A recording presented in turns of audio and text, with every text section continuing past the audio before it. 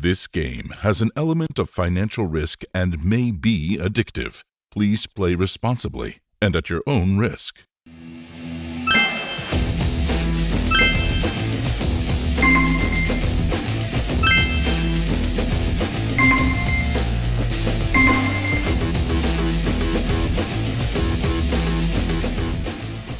This game has an element of financial risk and may be addictive. Please play responsibly and at your own risk.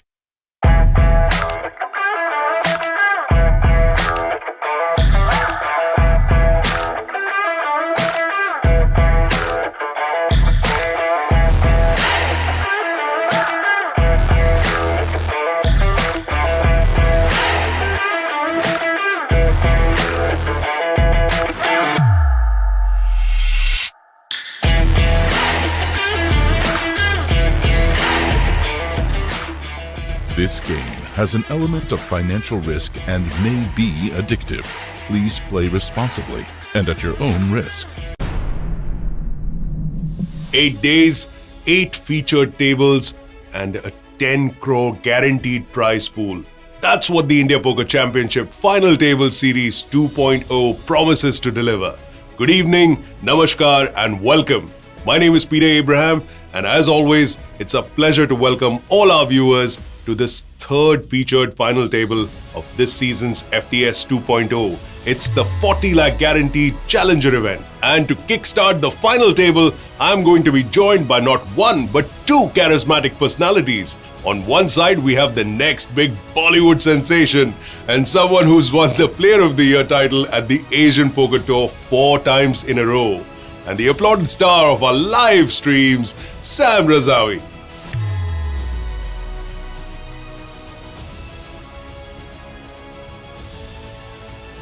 On the other side, we have someone who is loved by everyone from the community for his sweet nature and ever-smiling face. He's almost zen-like in that sense, and he's a big fan of stand-up comedy as well. So he's cashed in 9 events on his debut appearance at the WSOP in 2019, and in 2020, he finished on 3rd position for the most number of cashes as per the Poker Guru leaderboard. He chopped up the DPT High Roller event and the BPT 2020 event as well just before the lockdown. And that's none other than Ashish Ahuja.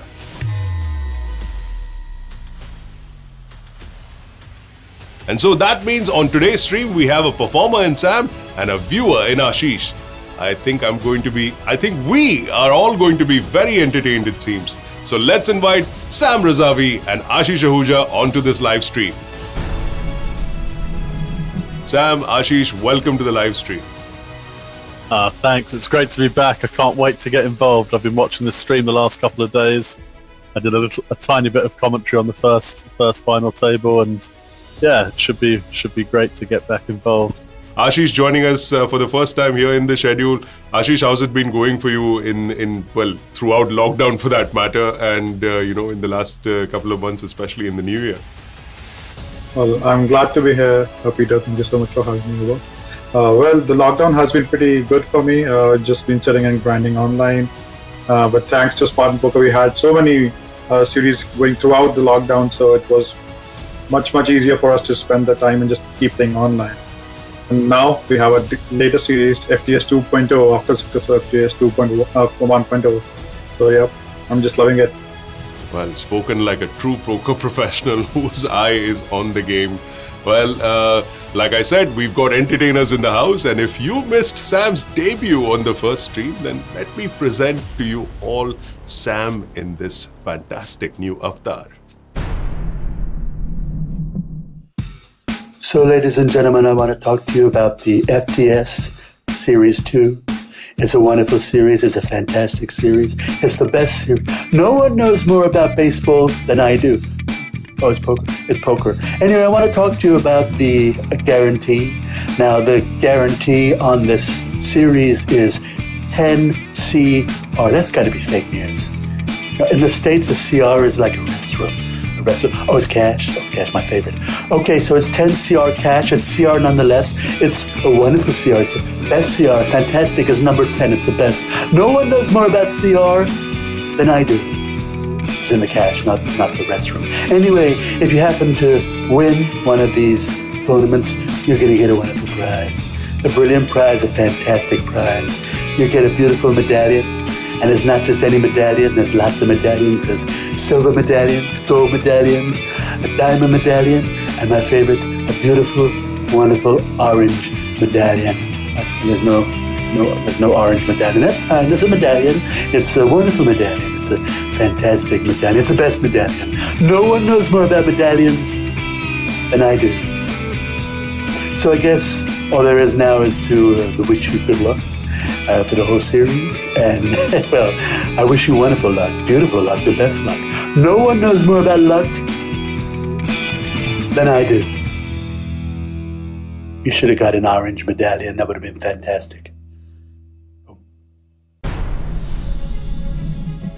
Well, this edition of the FTS from the India Poker Championship is all about putting your best game face on. So Sam and Ashish, I'm going to give you a situation and both of you have to put your best game face forward at the same time. Ashish, I'm going to ask you to do this first. You are generally such a composed guy at the felts, so I want you to put your best game face on for when you suffer a massive bad beat on the river, which is the most classic situation a poker player faces. Let's see that game face.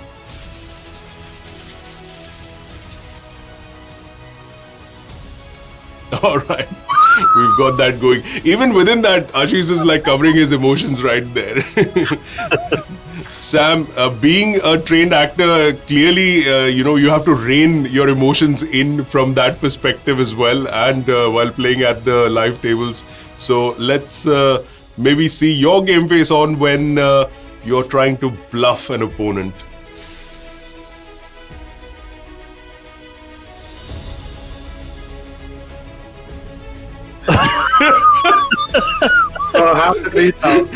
There's just no way. I mean, that's an actually. I'll note that down. So next time I have a tell on you. I was sitting there. I just realised I can't remember the last time I bluffed someone. I guess there you go, my folks. wife every day.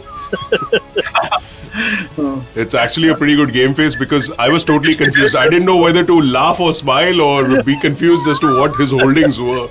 So yes, that's the way we do it here at the game face situation. And as far as the players on this final table is concerned, they too will be putting their best game face forward and try and ride to the finish line as best as they can. All right. Now, don't be fooled by all these smiling, gentle faces that you see in front of you. Mine most of all. But these gentlemen, they are certainly folks who you don't want to take any panga with. So the final table of this 40 lakh guaranteed challenger event is just about ready to commence. And before the action starts this evening, let's take you through what happened yesterday. 806 entries registering for this event. And from that huge pool of players who made it all the way through, today we have 8 who are going to battle it for that title. Right up top is Tarun Guwalani, playing as Mr. Sweet 06, who's got just under 4 million in chips, 3.9 million to be precise. And this 31-year-old, who is yet to ship a poker tournament, is, I'm sure, going to be very, very excited to try and claim this FTS title. He's been playing poker for just about 3 years, and we should be looking for this player to do really well. He's based out of Delhi, so we should be looking at this player trying to run as deep as possible. Following Tarun is Sooraj Todi, playing as, guess what? Sooraj Todi. He's got 2.6 million in chips, and we don't have much more information about this player, but being one of the top 2 stacks, certainly he's definitely going to try and make things hard for the rest of the table. And a familiar name in the 3rd position in Super Kings, that's Gokul Raj for you, who's got 2.19 million in his chip stack. And of course, like we've mentioned before, because he's made a final table before in this very FTS schedule, he is the winner of the first IOPC Super High Roller title for a massive 28 lakhs. He's been playing professionally since 2018, and at the moment Gokul is based out of Goa, where he's grinding this FTS schedule. And following Gokul Raj is Yasheel Doddanavar, who's another familiar name on the Indian domestic circuit. He's playing as Yagami Light 07. What's with all these names? I believe Yagami Light has got something to do with a manga character. So good on you, mate. Yasheel is, of course, a well-known player. This 27-year-old who's from Belgaum is sitting on a stack of 1.99 million in chips, and he'll be looking to make a dent into the other bigger stacks that are there on this final table. Next up is Rohan Bhasin playing as the Sightseer. And Rohan has a stack of 1.14 million in chips.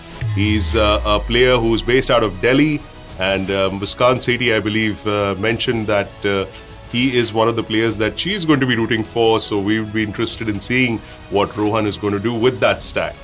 Coming in to the next player, who's Abhijeet Kumar, playing as Not Snutke. Why? Why do you guys have these kind of usernames? Make our lives a little bit more difficult. And Abhijeet Kumar is one of those players who's got a very complicated username, or maybe I'm just not seeing it right. He's sitting in on a stack of 889,000 in chips. Abhijeet has also shipped the UBS December leaderboard, so plenty of experience there, even though he's been playing poker for just about 2 years. 23 years old, based out of the city of Patna, so we should be looking forward to some exciting action from this young player. Last couple of names on the list, Palash Nandwani playing as Palash 777 with 822,000 as a stack behind him, and he has shipped most recently the PokerStars Sunday Special Knockout Tournament. And another young player, 25 years old, from Gurgaon, and he too has been playing for just about 3 to 4 years as well. And last but not the least, my namesake, the most handsome player at this table, even though we don't see his name, his face, is Peter Nazareth, who's playing as Sigmund with 816,000 in chips. And again, the mysterious Peter Nazareth, we don't have much more information about him, but I'm sure even though he's a short stack, he'll be looking to grind his way up to that title of the Challenger. So, gentlemen, let me talk to you guys about some of these at least known names that's there. Ashish, you've mentioned that you know obviously everyone knows about Gokul Raj from this final table. You've also played a fair bit with Yasheel, I believe. Yes, I played quite a bit with him. He was there with me for the World Series of Poker in 2019, and he also had a pretty good run in World Series. So he's a force to be reckoned with. So should not take him lightly. Well, as far as being on several final tables is concerned, Ashish Ahuja has a lot of experience there. Ashish, Tarun Guwalani, who's our chip leader here, he's sitting on just about 4 million in chips. That's roughly about 55 big blinds. It's a decent lead over the next player. That's Sooraj Todi, who's got 37 big blinds. Are you just from your perspective, I want to understand what would be the approach that you would choose to take, given this kind of a stack and this kind of a lead over the rest of, or at least over the next couple of players in that list?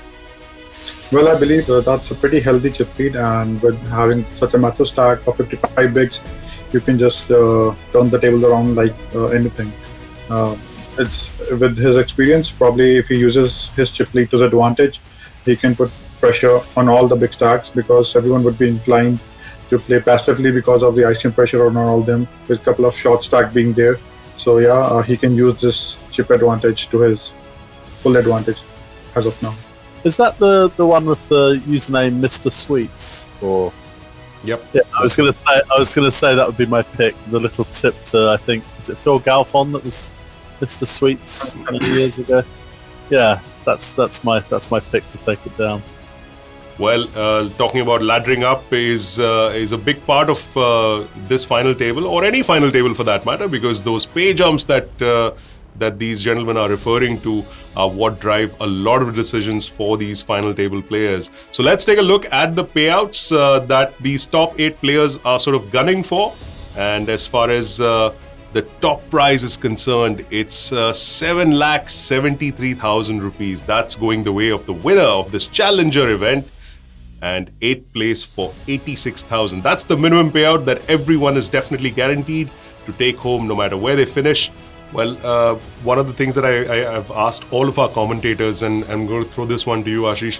The FTS has a leaderboard, as do many of the series that have taken place on Spartan. It's a pretty healthy sum to be playing for 30 lakh rupees on that FTS leaderboard. Ashish, when you're playing, these kind of tournaments, it's obviously a very healthy schedule of events that you're basically chalking down. How much of weightage do you give to the fact that the leaderboard and the points that you get there and the score that you can make? Because 10 lakhs is what the guy or girl for that matter who wins this FTS leaderboard is what they'll take home if they win the FTS leaderboard. How much of a consideration is that when you're playing a series which is as long as this one or even perhaps longer, Ashish? Well, I believe you have first of all, I hope I win this leaderboard. I'm contesting for it, and but yeah, you have to be really, really physically fit and mentally fit to grind any of the leaderboards, right? So you have to be well rested and rested also, so that you don't overexert yourself. You got to pace yourself to the tournaments because it's a long grind. It's a long 8 days grind. So it's better to not overexert yourself. You got to have a steady pace and just follow your routine and keep yourself hydrated. Have good nutrition food. That's the way to go about it. Well, if you've just joined us, you'd think you were a part of a health show, but that's not the case. Poker players, the degens that we are, of course, even we are starting to head towards a more healthy and a positive lifestyle because, of course, everything affects your game. So to be in the right space, head-wise and playing-wise, is all the more important with every passing year that we are a part of this. And while we have spoken about the FTS leaderboard, let's not forget the prize money, 7.73 lakhs up top for the winner. And of course, along with that prize money, there is an 18-carat gold medallion, a game face mask, and a special gift hamper that's going the way of the winner. And remember, that's not all, because the winner will also get a sure shot free ticket to the 2 crore guaranteed main event of the India Poker Championship Final Table Series 2.0. And while we're talking about all of these prizes, I'm not forgetting all of you viewers, so let's have a contest question for you as well. Which player won the largest WSOP main event? It's the mecca as far as poker is concerned. Everyone vies to go to Las Vegas and compete in the WSOP. So who's the one who took the biggest chunk home? And if you give the right answer, we've got again 3 lucky winners who will win a free ticket into the 3-seat guaranteed satellite tournament to the 2 crore guaranteed main event day 1A. And those satellite tickets are worth 1,650 rupees. And remember, that ticket wins you a seat in tonight's tournament. It takes place at 9 p.m. So make sure you get your answers there. Mention your Spartan Poker ID as well in the comments and tag 3 of your friends. And that's how you can participate in this FTS 2.0. You could very well be on your way to free roll into one of these big tournaments and take home a whole bunch of prizes. So make sure that you get your answers in there, and we'll of course bring you a lot more questions in the course of this schedule. Now I think all of our 8 finalists must be eager to grab a hold of the 18-carat gold. Precious. Well. And there you have it, folks. Sam Razavi has his eye on that medallion as usual. So let's not waste any more time and get into this final table of the 40 lakh guaranteed Challenger event for a sure shot free ticket into the 2 crore guaranteed FTS main event. The up top price this evening, 7.73 lakhs, and yet another precious medallion for the winner. So Sam once again is going to have his eye very, very closely on all of these finalists. And it's time to get things going. So players, put your game face on and let's get this rolling. 10, 9, 8, 7, 6, 5, 4, 3, 2, 1.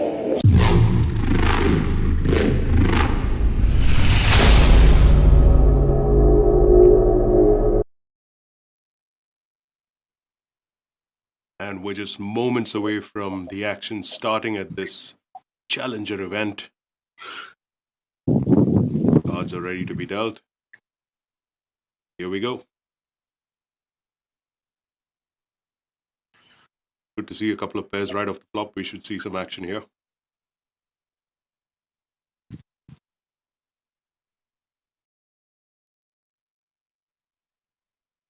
Pocket sevens Pocket sevens for the sightseer. That's Rohan Bhasin. Rohan Bhasin Sitting with that pair. And following him is Palash 777.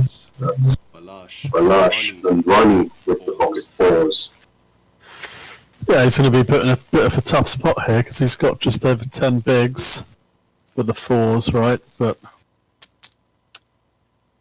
it's a tough one. I don't like getting to a final table and then taking my chances with these small pairs. I'm a fan of just finding a better spot, but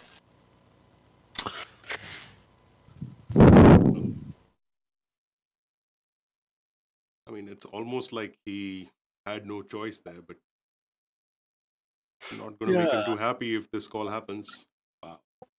Wow. Playing it very coy was the sightseer, Palash Nandwani. Clearly, the sightseeing capabilities a little dim on that one, but fair enough. I think, Sam, the pocket fours almost similar to the pocket sevens there, so the same kind of consideration that probably Rohan had in his head as far as folding that hand was concerned. Yeah, it'd be the same sort of mentality. He'd be thinking, a best case scenario, he's in a flip. Yeah, I suppose if his name was the hindsight seer, then he might. He might. I think everyone on this final table is going to be a hindsight seer by the end of it. Yeah. Actually, looking at his stack size, I think I would probably have just opted for. If you're not going to raise and call off when you've got like 10 bigs, then I think either don't raise at all or just jam, and then you don't leave yourself with that tough decision. So anyway, right. He's still there. So take yourself out of the equation in that sense. So yeah, and that's the most important thing. Like Sam says, he's still there, and if you're there and you have chips, you're still in it. So yeah, continues to see the next hand now with the Super Kings. That's Gokul Raj, quite the frequent visitor to these final tables that we live stream. Once more, he's here at another FTS final table with the Ace-6 of Diamonds. There's another suited set of cards for his opponent next to him. Not Snutki. That's not Snutki. Abhijeet Kumar. What is with all these usernames?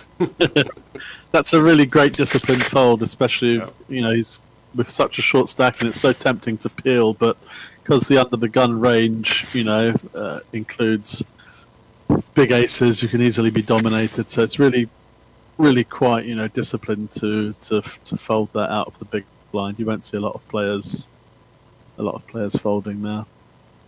I think that's really an indication of the fact that the final table more often than not would see the best of the best, well, at least for that day and that tournament sort of coming through, and it's likely a bunch of these good decisions that has gotten there. So for sure a good fold by Abhijeet in that one.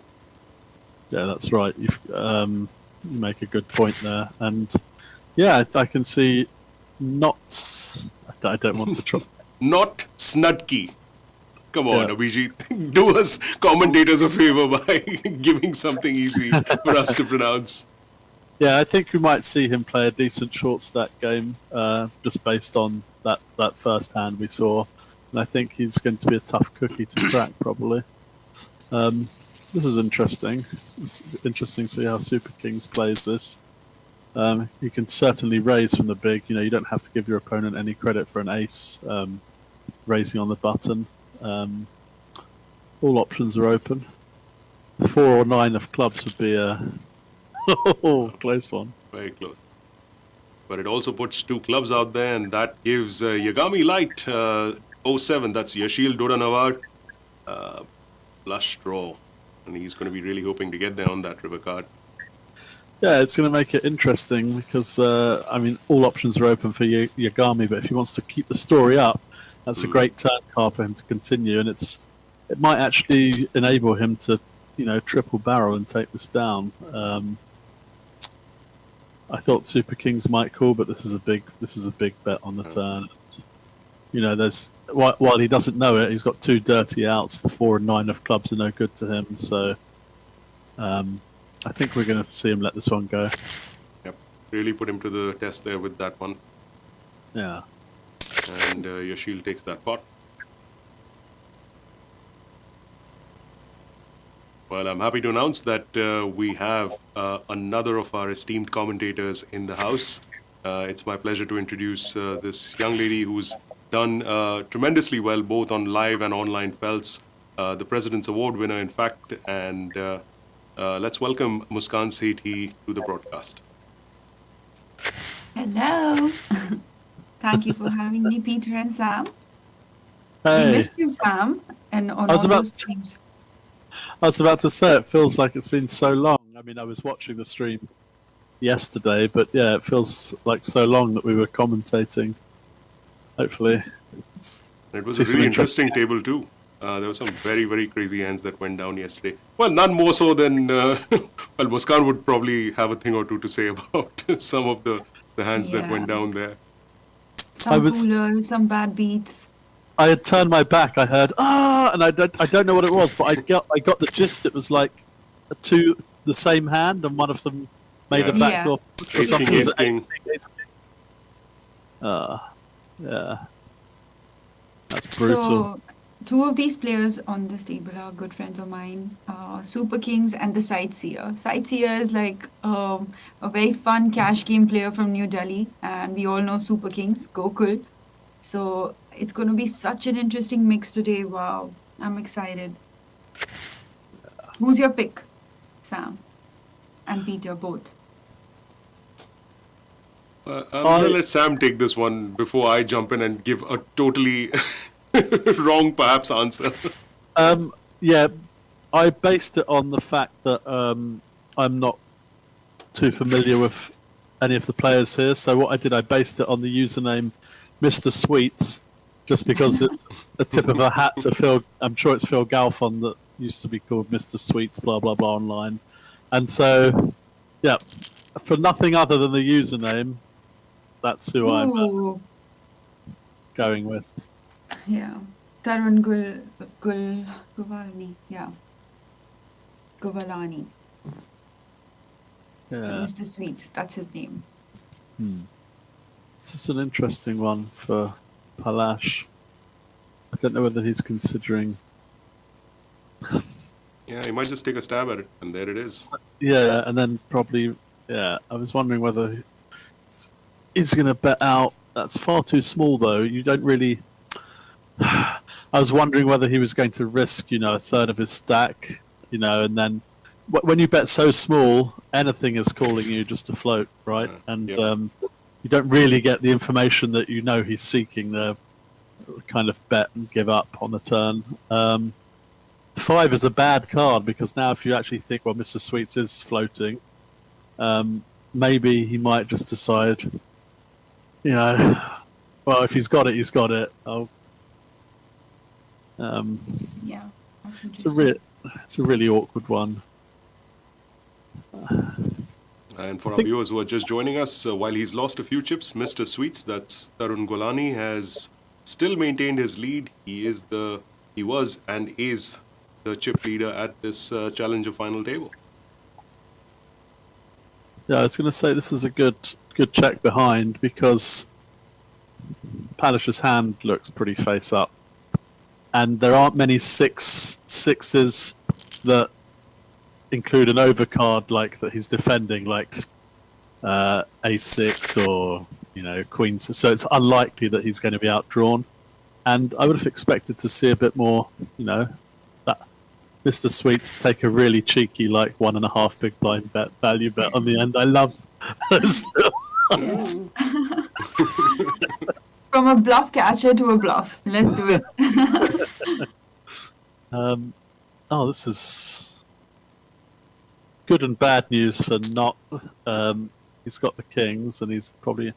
That's one way he might actually, get action because Mr. Sweets has a legitimate peeling hand. Although you've got to be really, really suspicious. The min raise off of a 7 big blind stack, is it? I don't think I'd even want to peel this. I don't want to get in trouble. I'm always really wary of, these. Coy little raises. Yeah, I'm just really wary of peeling hands that really should be peeled in a normal situation, but when it's players that are min raising off of a small stack, I've seen it so many times, and you just pick up a piece of the flop or whatever, and you just double them up, and you just say, why did I do it?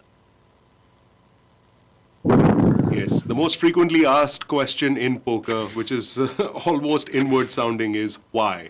Why did I do what I did there? I thought you were about to say is how to play jacks, because these Well, that was the follow-up question now that I saw the hand there. But yeah, there's only one way to play jacks, folks, and that's to fold it. Yes, that's exactly what I was going to say. Jacks is such a nice hand, guys. What's wrong with everyone? Clearly, Muskan, you have not been at the receiving end of the jacks that we've played in our lives. Yeah, like I was so happy to see Jacks. Yeah, I mean, Gokul Raj pretty happy taking down those few chips, I'm sure.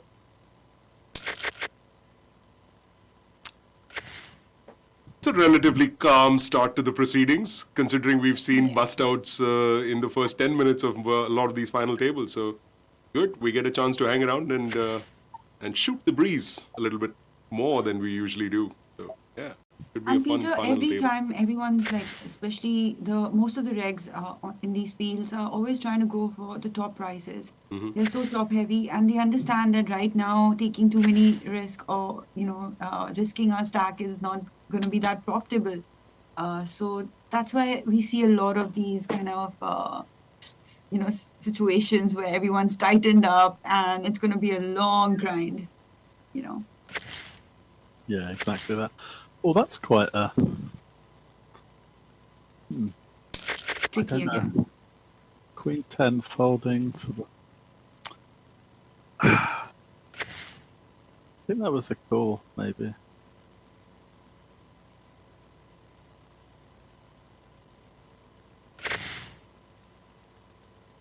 Yeah, everyone's just picking up garbage. This Yeah. is not that bad.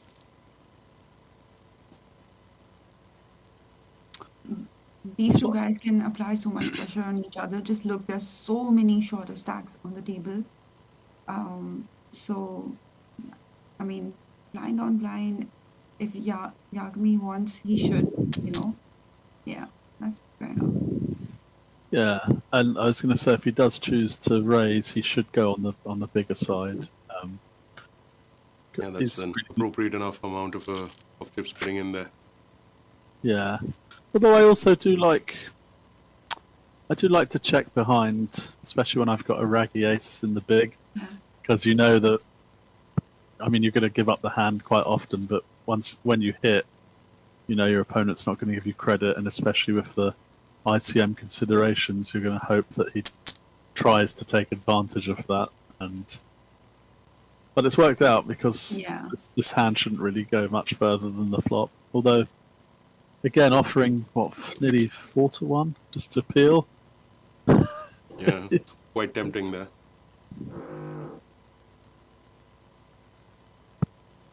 I'd love this to go check, and then bet call by the ace high on the end, because we've got nothing better to do than dream up these scenarios just for our own pleasure.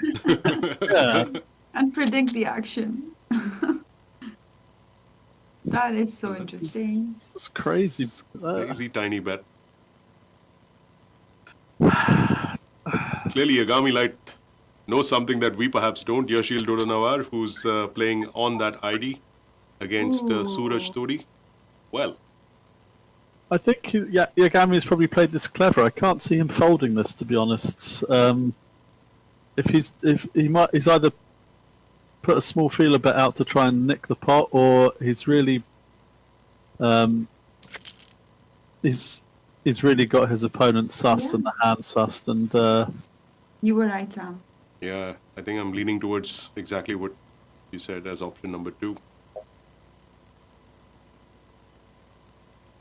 And now it's really hard to bet, but he's bet, and I mean, take I love away. it. These players are like, they pull the trigger. It's not just I like to see a call here. I mean, disregard the flush. That's obviously irrelevant. Yeah. I think he's going to call. I think when you piece it together, he's made those small bet sizes for a reason, and there we go. Wow. It's brilliant. Both players displaying enough testicular fortitude. But it's Yagami who takes that down. Yasheel Doddanavar with that particular pot taking a stack up to now 3.5 million in chips. And he gets a nice hand to follow up as well. Yeah, he's probably given this now. He's probably going to shove from the. This is so unfortunate when because you can't fault him for taking a stab at the pot, and many times it will work. But now, he loses that pot, and now Yagami's going to reshove here, obviously. And he might just. It might just be a reversal of stacks. He might just not a reversal of stacks. He might just get back all those chips he lost in the last hand, or. There we go. Revenge! Easy come, easy go. Yeah. It's just poker. Nothing And now it's Yagami's turn to get another good hand. Pocket eights. Sam, I know you wanted to jam Palash's hand. The king 10 suited. No, I was going to say it's so frustrating when you get a hand like that and you can't do jam anything it. about You it. can't. Yeah. And I saw Not Snudky early. He had the Jack 10 of spades under the gun, and I was like, oh, it's so painful to fold these hands, but you just can't. You gotta. Yeah, That somehow. king 10, okay, a few spots along, a definite shove, but yeah, under the gun +1, I think that was. It's so painful to have to fold.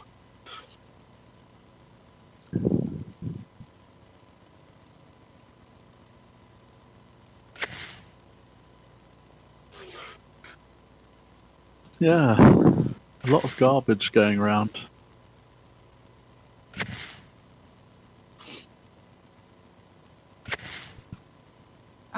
Even last night, this tournament went on for a very long time.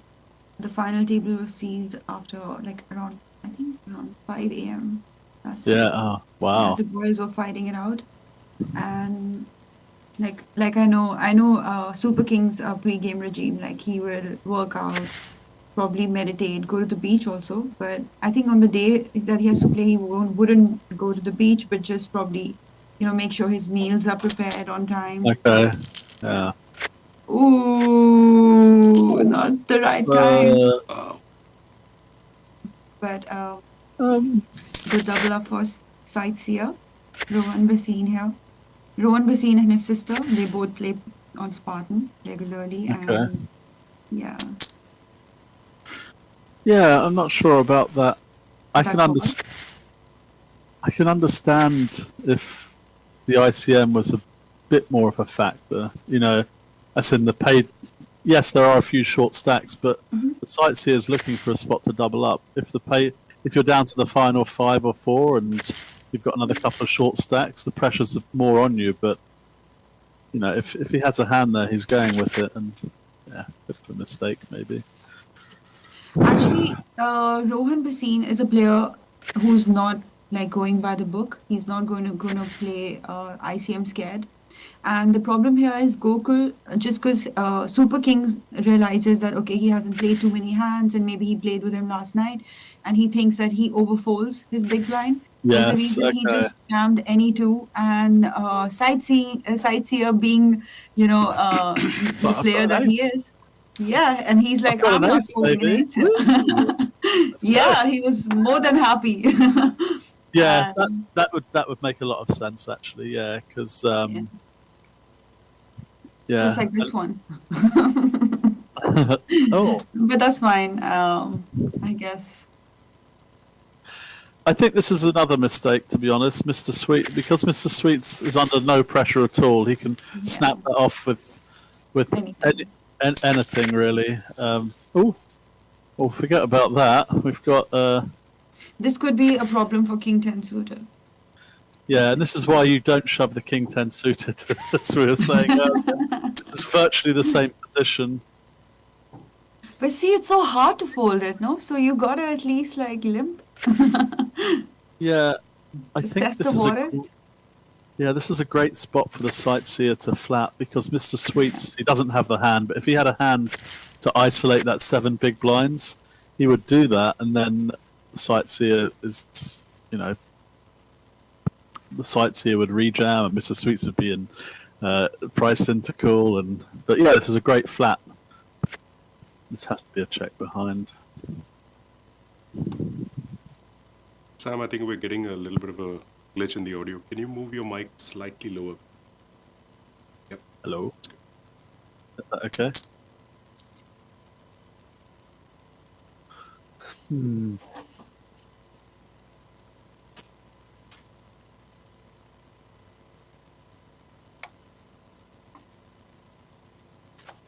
Let me see who this player is. Abhijeet Kumar. Oh. He's from Patna. And he started this big blind, this table also with just 12 bigs. So he's been hanging around, He's just been doing all these experiments. Fair enough.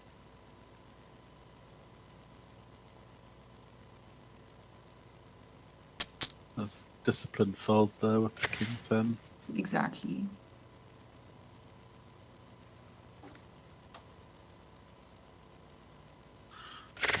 I think whoever wins this hand is going to win it with King 10 suited or lose it. It's been dealt so many times in the last few hands.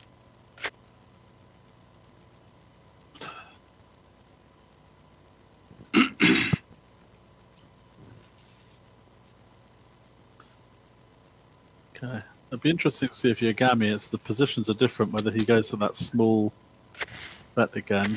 No.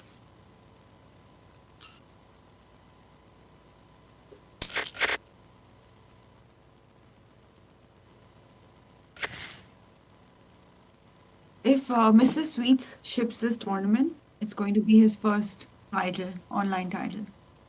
Oh, really? Yeah? Yeah. So I'm sure he's going to really go for this one, and he's going to try and make it count. Oh, brilliant. Hopefully my prediction will come to fruition. That would be great. How long's he's been playing for since 2017? 2018? 18. And he even got onto the final table with like 55 bigs. So like that was a healthy stack, and obviously like I hope he can find his way Yeah. to the top. Because if Super Kings gets it up right now, that'll be trouble.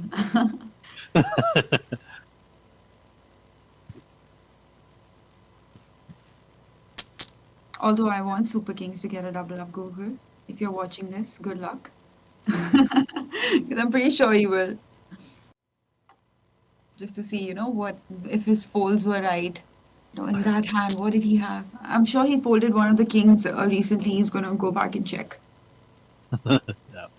Well, we're going to let this hand go and bring you a contest question right after this.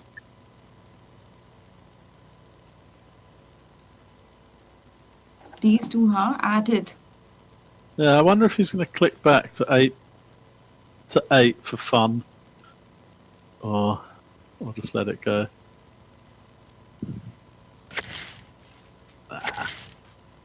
Click it to 8.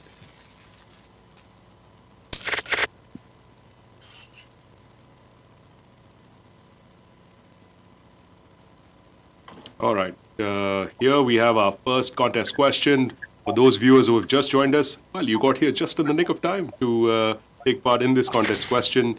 And we want to ask you this. Which player won the largest main event at the WSOP? Who won the largest ever main event at the WSOP? And that question's answer, well, the right answer anyway, will win you a ticket. 3 lucky winners, in fact, can win a free ticket to a 3-seat guaranteed satellite tournament, which will take place later this evening at 9 p.m. And those tickets, the winner of that particular satellite gets a chance to play in the 2 crore guaranteed main event here at the FTS. And you will get to play day 1A if you're one of those lucky winners. So make sure you start commenting your answer along with your Spartan Poker ID. Tag 3 of your friends and take part in this exciting contest for a chance to perhaps win millions. So make sure you get in there and answer your question. That's right, Sam Razavi accompanying with his little mini-me. There's lots and lots of millions up there to be played for. And now that we're done with that, back to one of my absolute favorite hands, Pocket Jacks for Gokul Raj, playing his Super Kings. And in time, in a row. Yeah, this is real straightforward. Yeah, you got jacks back to back, straightforward rejam, easy fold from the fours. The four's going to come obviously on the turn. 3? Oh, never mind. Okay. Yeah. Oh, that's unfortunate. Sam, did you attend that main event? That the question Peter asked right now. The main event where that one won it. Highest payout. I don't think I did actually. No. Yeah. Okay. But Spoiler alert.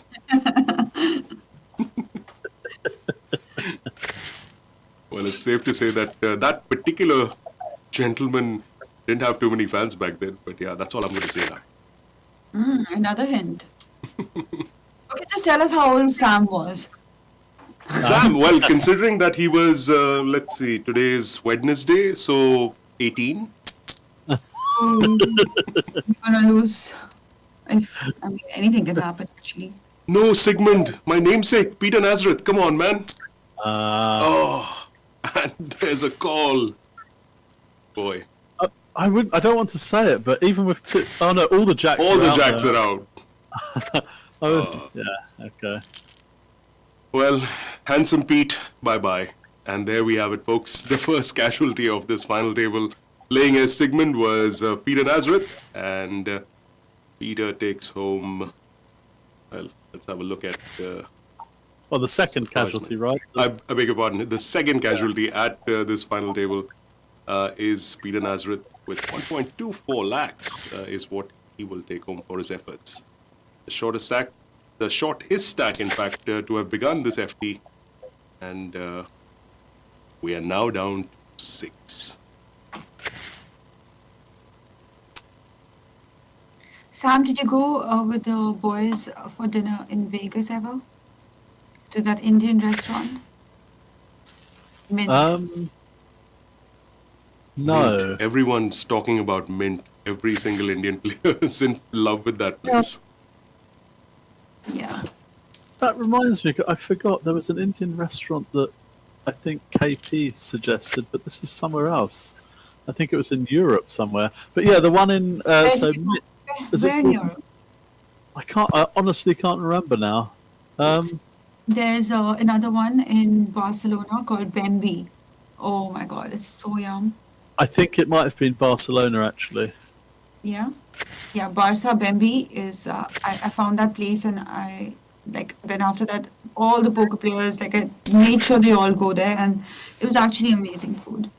It's good because especially in somewhere like Barcelona, there's so much rubbish food that's just, just driven for the tourists, and it's so expensive and ridiculous. But I haven't heard of this Look mint. at this. But yeah, it's okay. 5.5 half pigs, I guess. Oh, Yeah, that's, that was good. At least he chipped up, Sam. Don't get too irritated. yeah. Oh, this is an interesting one. 9s, ace queen in the small blind. Peter, I was telling Sam that this is going to be Mr. Sweet's first online title if he takes this down. Oh, really? Yeah, let's make him ship this. That'll be pretty interesting for a player like that. And fair enough, he came in with the biggest stack, and it would be interesting to see if he's able to ride that all the way to glory. Yeah. Yeah, I wonder if... Well, I can hear the echo. Triple up, triple up. Knock 2 people out in the process, so... Yep. Yeah, this will be quite a tough spot for Mr. Sweets, I think. But I'd rather play ace queen like this than just flatting in this spot here. So yeah, I really definitely, like yeah. putting his chips to work. Sure.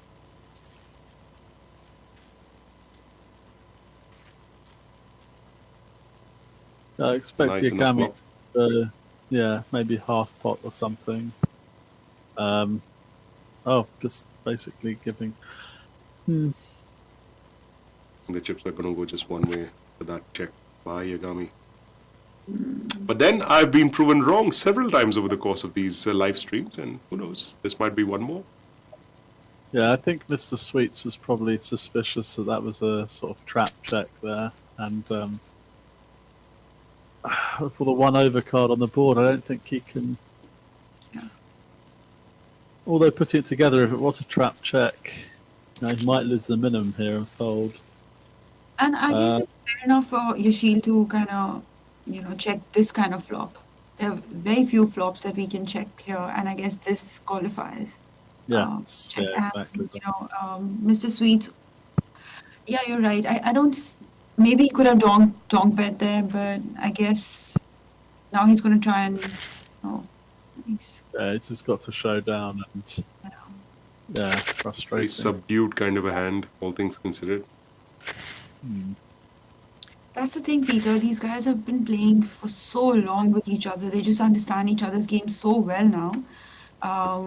And you're going to see very, very simplified kind of hands here. It won't be like too complicated, clean hands, like we say, clean hand histories.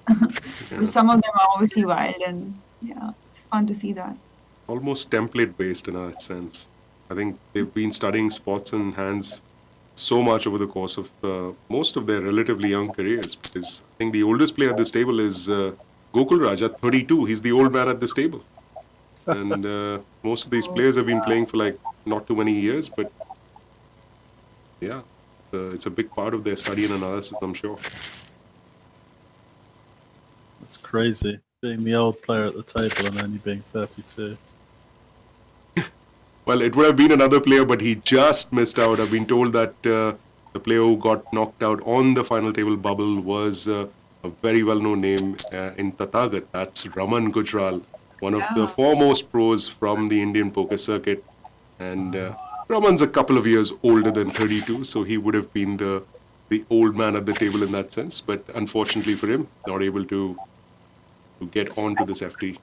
Had pocket threes now, and he lost to a overpair, I guess. I was watching these guys last night, and I was like, it's gonna be fun to rail, Raman Gujral, because he's a boss, and he puts a lot of pressure on the boys. It's fun. Nice. And so he pure bubbled the final table? Yeah, he did. 9. We're gonna see more of him. This is actually, to be honest, everyone's just warming up.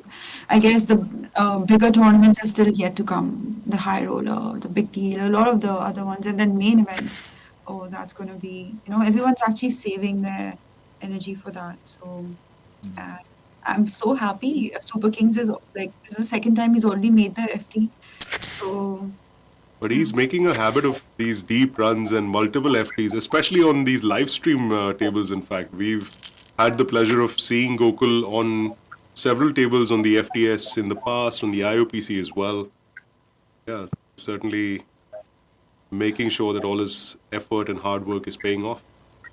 And Peter, I found out who's on his profile picture was Martin Jakobsen. Well, you called it right the first time, Muskan. You'd mentioned that it probably is a poker player. Fair enough. I'm barely able to see without my specs, so thanks for that. Clearing the mystery right there. I even called out Jakobsen. I'm like, it could be him because it looked like, the face structure looked like him, but then, it was. And this hand, oh my God, I guess it'd be easy for Super Kings to just let go now. Give up the plan that he had.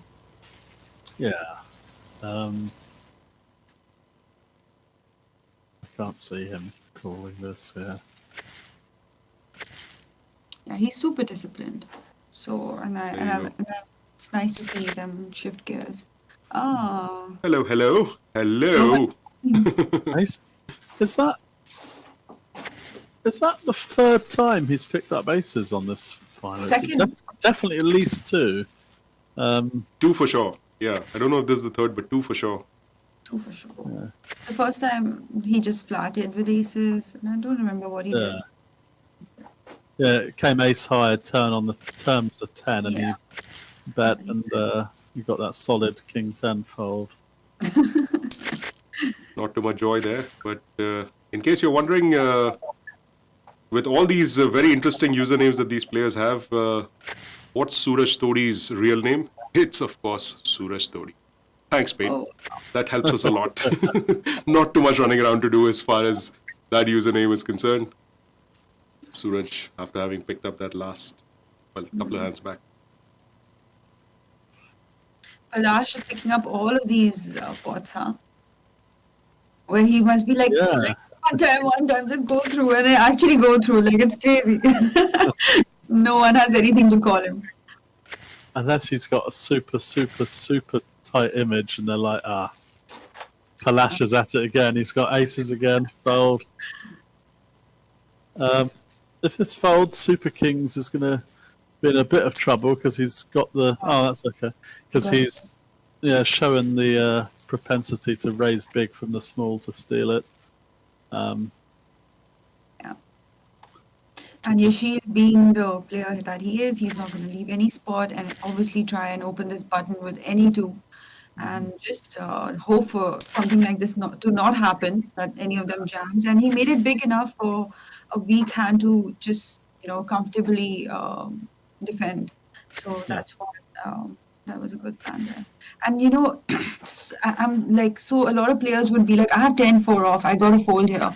But this is what these players realize, that they cannot miss a single spot. They cannot miss, picking up these blinds. Exactly that, yeah. And when you watch it back and it doesn't pan out, people think, why are you raising this rubbish? But you don't see the 100 times that it works, and you pick up those chips throughout the tournament. So yeah. Once Chance Corner told me, he's like, if you have weak big blinds, don't even look at your cards. Just raise from the button. Just like, you don't even have to see what you have. Just raise, just open up. Yeah. People are overfolding so much that there's so much money to be made. Yeah. Black aces this time. Sorry, Gokul. No one has anything to pay you. Yeah. Boy, this is like such a frustrating thing, to get big hands like aces and kings and then not to get any love at all from the rest of the table. Yeah. Or even worse, tough love. Yeah, and even the big blind to have something that can't even be defended for one big blind more, it's Yeah. killer. Everyone sympathizes with you right now, Gokul. So no worries, mate. And don't worry, no, you didn't have to limp. A lot of people are like, oh shit, I should have just limped. Yeah, I think if everyone keeps getting dealt this rubbish, it'll be interesting, because the winner is going to be defined from the player that can play their rubbish the best, because eventually you're going to be forced. You can't just fold everything, Palash loves these sort of suited. It's quite risky, I think. I mean, shoving for like 5 bigs. Thrice, he's yeah, I mean, oh I guess my God. I guess he chooses these hands because he knows that if he gets called, he's for sure. Probably live. But I don't know. I think That was the third lifeline he used. And yeah, I think he's going to get caught, and especially if these players watch the stream, they're going to be like, oh wow, like, it's especially if like he's actually choosing, because he's just, sorry to take a minute, like he's chosen to fold like a king 10, all those hands. If it gets to a point where his range is exactly like low suited connectors, people are just going to snap him off from the big with like 8 high, 9 high, because it's probably going to be good, right? Because he's actively choosing to fold hands that. Sam, what do you do here? I probably stop and go. I defend, and if I pick any piece of it up, just straight in. Oh, I wouldn't do this. Yeah. Yeah. Ooh, that's why I'm not on the FT. Oh boy. Wow. I was going to say, he must know something we don't. Palash. What are you doing? But whatever you're doing, keep doing it, man, because clearly there are some Jedi mind tricks happening at this point. Yeah, I think Sam, you were saying you would rather, because there's so much in the pot, right? We have so there's much. so much in the pot. It's a nice hand. I probably would have flattered, and then just go with it when you hit a piece of the flop or any sort of up and down or whatever. Just the stop and go. Because we already have 7 bigs. How does it matter if we have 5 or 6? And at Yeah. least it's still alive after that hand. If we missed it, and Yeah.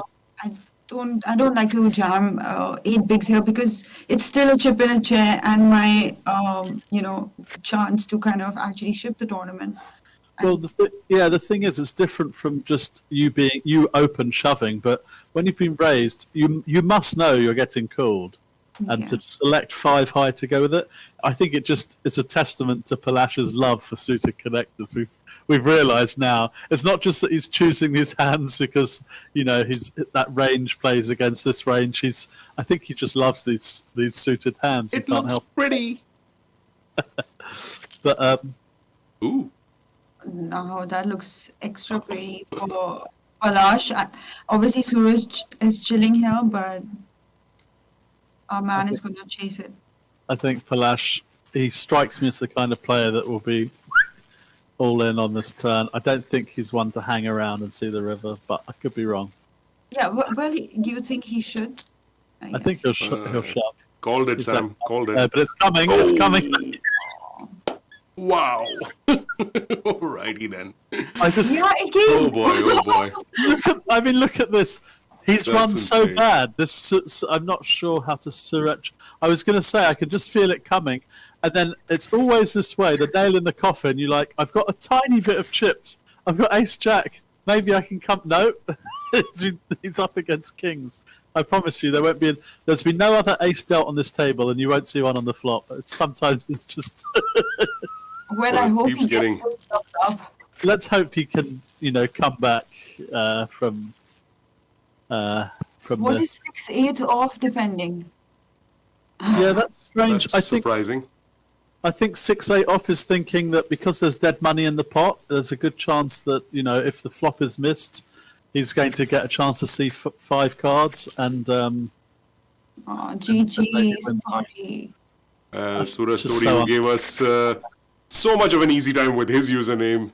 He's the next elimination at this final table of the Challenger event. Out in 6th place, there's Sooraj Todi, playing as Sooraj Todi with 1.66 lakhs for his efforts. I think it's a good time for me to go and refresh my cup of coffee, and I will see you guys in a few minutes. Yeah, and I was saying, well played, Sooraj. I'm sorry on behalf of Palash. Palash, he's just having fun. Yeah, I was going to say he played so well, and it was a great move against the with the Jack King flop. He's just unlucky to get called by the ace, and after that hand, he got a double up, and we thought he's going to be back in it, and then I think he just ran.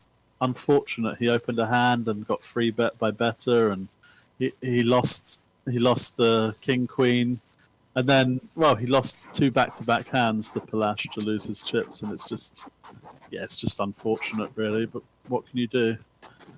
Try to not let frustration get the better of you and move on to the next.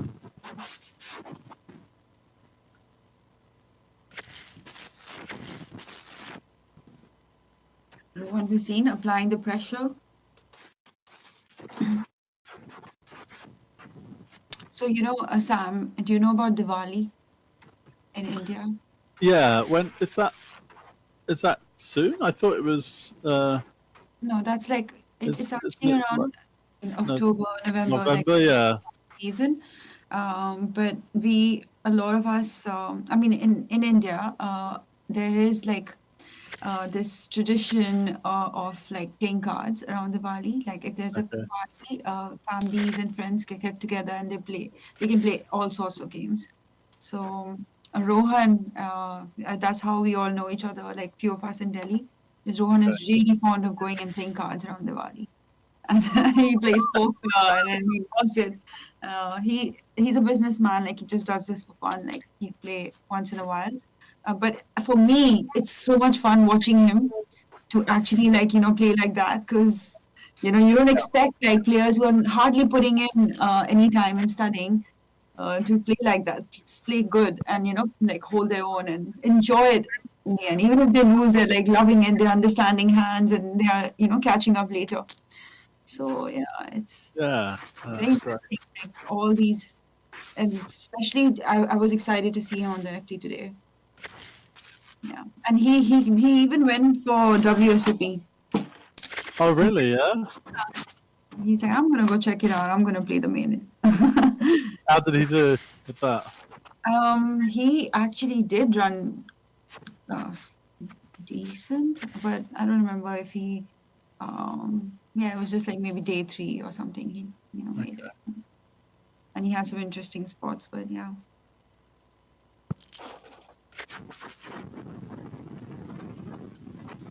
Just see quietly, without anyone noticing, Super Kings has made his stack, and now he's leading the table. And Yes. I have no spoilers, by the way. I don't know who won anything, so I'm actually like sweating. I don't know what's going to happen on this final table. Who do you think will? Oh, of course, it could be Super Kings, just because out of his experience and his playing style. Like he's someone I can put my money on, and I know that this will do well. Other players, I feel like they have less experience of getting themselves in this spot again and again, like we were discussing. It's No. the only time you learn about heads up, or you learn about the end game is when you keep getting that experience of making deep runs. And Yeah. the only person on this table who's had lots of that is Super Kings. Okay. Yeah. Yeah, so he'll know about the end game for sure. Yeah, it'd be interesting to see how Palash's game plays out. He might just frustrate everyone and knock everyone out with 4, 5, 6, 7. Let me find some.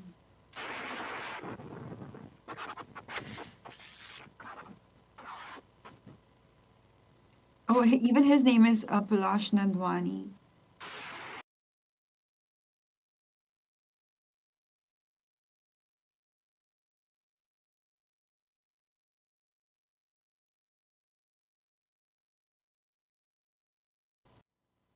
These tables, I feel so old. I mean, I am really, but Age is just a number, Sam.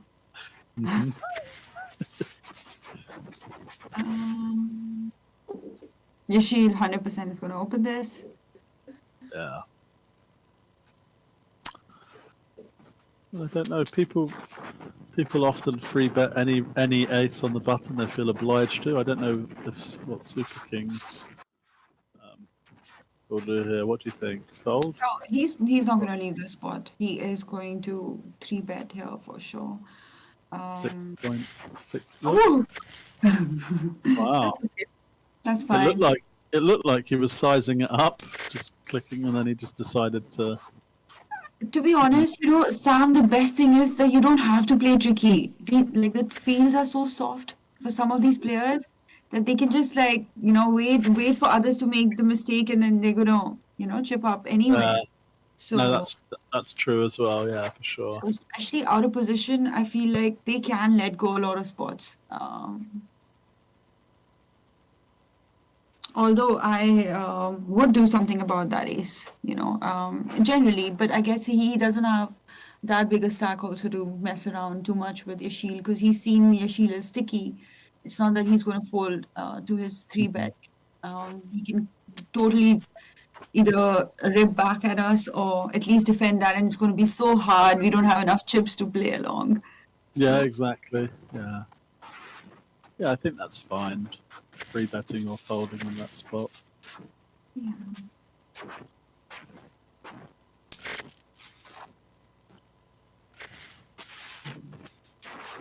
And that's the best thing, that anybody who's worried about being card dead on final tables or in important spots, this is the example for you.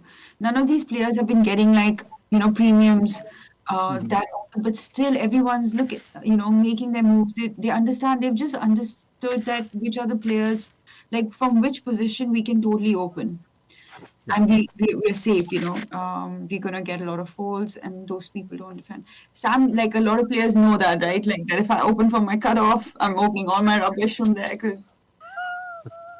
Yeah, and well, here we go. Super Kings. I saw him earlier do this as well. He always seems to open any suited ace under the gun or early position, and yeah, I think. That's what all the suited aces, and then maybe like king 7 suited, also, and maybe some sort of suited queens also that you just cannot fold under the gun. Yeah. Like you should open if you are above 20 bigs or something, right? Like Yeah, especially given it's five-handed, throw some Jack 10 suited in as well, and we need a king because. Yeah. Oh. That's, I mean, I did call Mr. Sweet, so I guess I have to root for that. But that's really unlucky. I would have put Super Kings up to a nice commanding lead. Yeah. And instead of Gokul taking this as a bad beat, he's like going to be numb to this because he's like, okay, it happens. Like I there was nothing that was in my control, so like let's move on. And and it proved it there. The disciplined fold, straight away from the small. He didn't feel the need to, try and make a move and steal the big there. Just fold and move on. I sometimes do that. I'm like, okay, I'm not even going to bother limping. I can take it.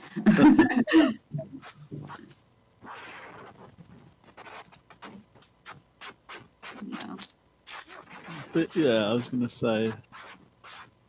Decent timing for him because if Palash had anything, I mean, he's the kind of guy who would punish you, Yeah, and not just by calling, I think you could find. Oh.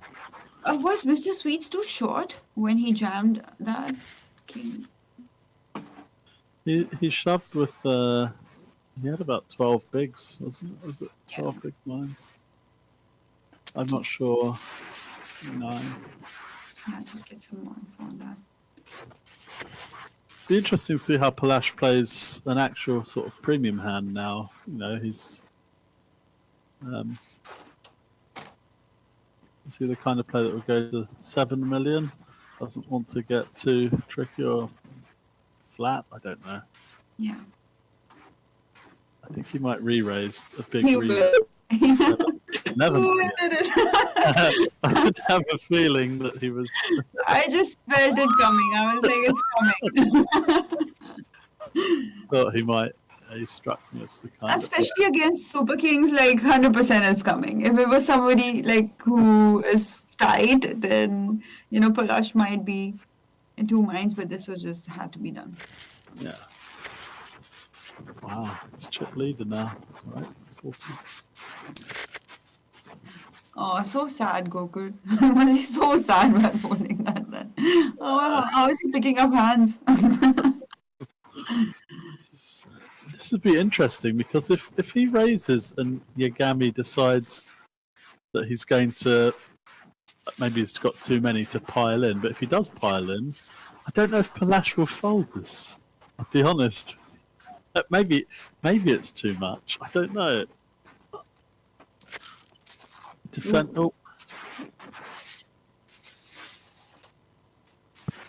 is going in. This is my prediction. Check. I think for some reason. No, Sam. Oh, okay. I've seen this a lot actually. Sometimes when these sort of players, and if it goes check again, he may bet now, but he may also check again behind. Sometimes they get cold feet. It's strange. Yeah, check behind again, right? And now it's going to go bet snap call. 3.5 million. Snap. Nice hand. Yeah. Did well to lose, lost the absolute minimum.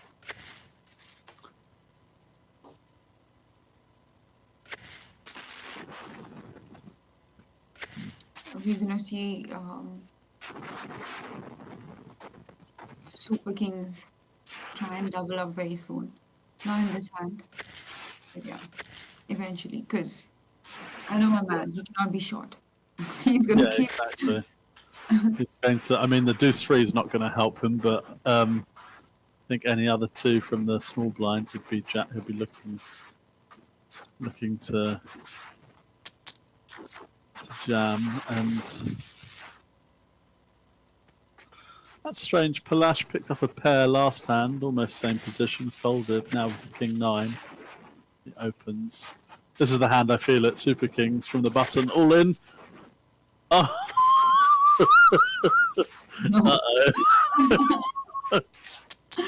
However, I was going to say he's probably saved by Yagami because I can't see Yagami not opening the Jack 9. And Palash, knowing this type of player, all in. Yeah.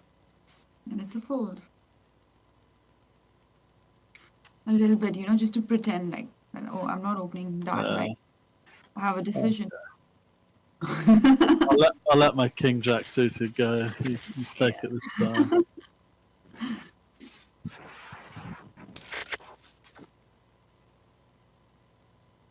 Look at this. This is rag central. I mean, 6 high, 7 high, 9 high, and 9-7's the best hand. I think Palash might just limp or. This is the sweet. It's a good opportunity to punish limpers here by making it like 4 or something, but not against this player. Yeah. Well, yeah, it's going to work, but I probably wouldn't choose this guy. He's quite sticky.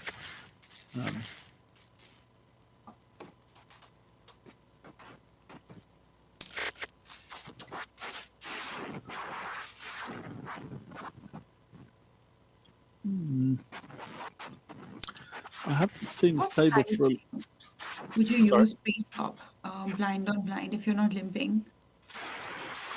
If it's usually, I think, especially, well, I go with the sort of trend of blind on blind.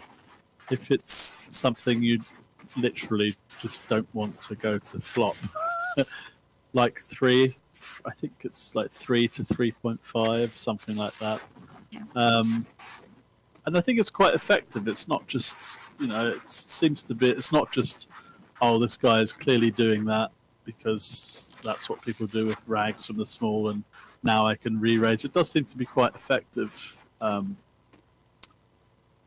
then, yeah, obviously it depends on what hands we've got. If we've got something we want to be paid with, Yeah. Like what Mr. Sweets did, right? He was, with the absolute chunk, they made it like so big. Because it has no equity. Exactly, and I think he's probably taken into account that Palash is quite a tight player. Not a tight player, sorry. Quite a sticky player, and I think that's why he's sized it even slightly bigger than the norm. But yeah. I was asking, I was on a live stream the other day and we were talking about the most legendary heads-up matches. And somebody said you were in one of those. Which heads-up match, which is like really long but very interesting? Oh, man. Huh? You remember a heads-up match that you were in? It could be like... You came second. Maybe it was... Who all have you been heads up against? I mean, which was a good match, you remember?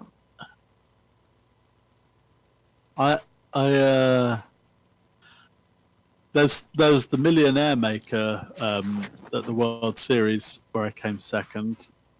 Oh. I don't know if. Who came first? It was a German guy, Arnie Kern. Okay. I don't know if it'd be classed as a great heads-up match, especially from my perspective. But yeah, I won a televised like Stars event many years ago. That was actually a really good heads up match, but they played like when it was on TV, it was like lasted 4 hands, and I thought, oh no, I really had a chance to showcase what I can do. But yeah. I'm sure I wrote it down somewhere. Jesse Sylvia. Jesse you- Sylvia. Yeah. Did you ever play with him? I played with him on a World Series of Poker final table. Not heads up though. But there was a crazy hand. Maybe I don't know if they're just talking about it. We were 5-handed at a 3K event, and I was the shortest stack with 17 bigs, and I basically shoved 7s under the gun with 5-handed. I really wanted to fold, but I knew it's on the live stream. I was trying to muck it before I had to put it on the. And he called with Ace Jack, and then King Jack folded, then Ace King reshoved, and then he eventually folded, and he hit a king on the river. It would have put me up to chip leader from the shortest stack, like treble up plus more. But that's the only time. I mean, I've played with Jesse a few times, but that's Maybe they were saying that heads up when I guess Jesse won it or came second, right? Yeah, or maybe. Yeah, I don't think Jesse even ended up heads up in that tournament. Yeah, I think he ended up third. Maybe his heads up with Jesse's heads up in the main event. I don't know. He came second in the main, didn't he? Yeah. I'm sure. Which has been your most legendary heads up match according to you? It could be a recent one also. There have been so many lately. I'm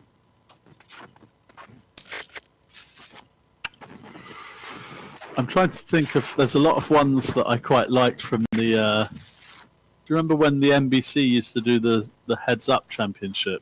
Yeah, I mean, I've seen those. I just remember Phil Hellmuth from all of those, just somehow. Yeah. Banter, and those were the ones that got really viral on YouTube, so that's how I even saw those videos. Yeah, there are a few great ones like Tom Dwan when he got it in with 10s against the aces. It's standard, Phil. It's pretty standard. Oh yeah, that one. I saw that. It's heads up, standard, heads up. I mean, it's heads up, Phil, it's standard, and Phil's like, I wouldn't have got 10 big blinds in with that hand. Honey, you seen this, honey? They called me with a Jack-6, honey. Oh my god. There's a great hand. I mean, I know we're talking about. I can't pick out heads-up matches, but there's a brilliant hand between. There's a British player called Paul Jackson and Phil Ivey from 2005, maybe. And there was a crazy hand, and it goes like. Neither of them have anything on the flop. I think it's Jack 5, and I think it goes bet raise, and it's like I think it's $1 million for the winner or something. And Phil Ivey basically, I think he's 7-bet shoves the flop, nothing. Like it goes raise, re-raise, shove, and they both had nothing anyway. But that was an epic hand. There've been some good heads-up matches, but I can't. There's just so many. Yeah.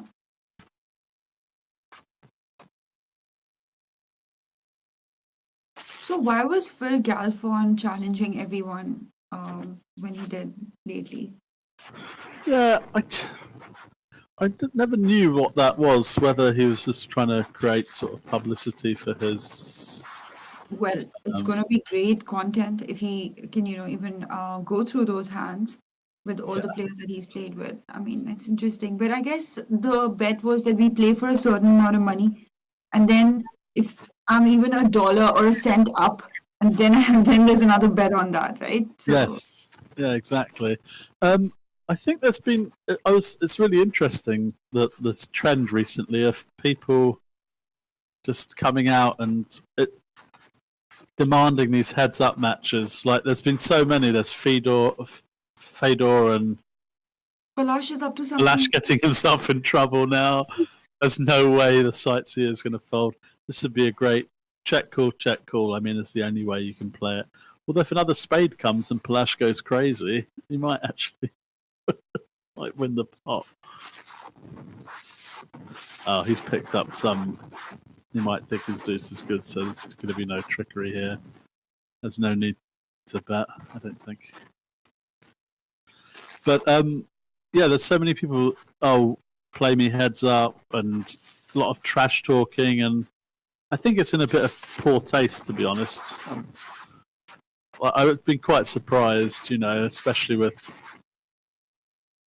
Negreanu and Yeah, that much. like just the. You think some people would have grown up, over. I don't want to get too much into it. I guess that's the whole thing. I guess that's what they sell, that whole controversy. People then only want to watch you. They want to go and see the match because of the beef. I guess. Yeah, maybe, but I think I've always had sort of conflicting opinions. Like there's beef, like from terms of a boxing match point of view or something like that, and then there's people that sit and play cards, and it's kind of like I thought that died down about 7 or 8 years ago, like in the chat box, heads up for rolls, come on, I'll play you heads up anywhere, and now it seems like but did matches actually go down like this between high rollers where they're like, out of ego challenging each other? And I not necessarily, but I think that's the thing. I think it was something you'd find amongst whiny, snivelly people that were bitter about taking a bad beat, or you're rubbish, I'm so good, let's go and play heads up. And now it just seems these days it's all the sort of most respected and icons of the game. And I'm looking and thinking, like even Fedor came out the other day and slammed someone. I don't know if it was Phil or they're bullying Phil Hellmuth about his his ROI in 300k events, and I just thought this seems so out of character. And then I put it down to the pandemic, and I thought people must be so bored or so frustrated or whatever's happened that anything for a bit of action. But it seems a bit strange to me. Like it's not just that Doug Polk match, but it's everyone seems to be coming out, and they're people that you think would be more self-aware of their image. That's all. But what do I know? no, you're right. It's just the lockdown got to a lot of people. Everyone's really, and to be honest, some of us have taken it in a way that, oh my God, we took everything for granted. Like I look at my old tournament pictures and I'm like, oh, you remember, like, it's just you're going back to memory lane and you ask yourself, will I ever get this back? These times, these numbers, the way things were, everyone showing up for these events, hugging people. Come on, there's so many things that we took for granted, and you can't do those things anymore. Exactly. I was saying to my mum, actually, let's see if Yagami decides to, because it's 10 bigs, 5. Yeah, I mean, this is an all-in and a fold, obviously. But I was saying to my mum, it's strange how lockdown's affected, because I was watching an old British TV series, and it was filmed in the 80s, and it's really funny. But anyway, the point is, there was this meeting, and these people got really close together, and I automatically looked, and I thought, oh, why aren't they wearing masks? And then I thought, oh my God, this is 30 years ago. And then when I told my mum that, she said, yeah, actually on TV now in the UK, on a lot of programs, they put up a disclaimer saying this was shot pre-COVID, because you get people saying, they're on TV, they're not wearing masks, and they're not understanding that these things were filmed like months ago or whatever.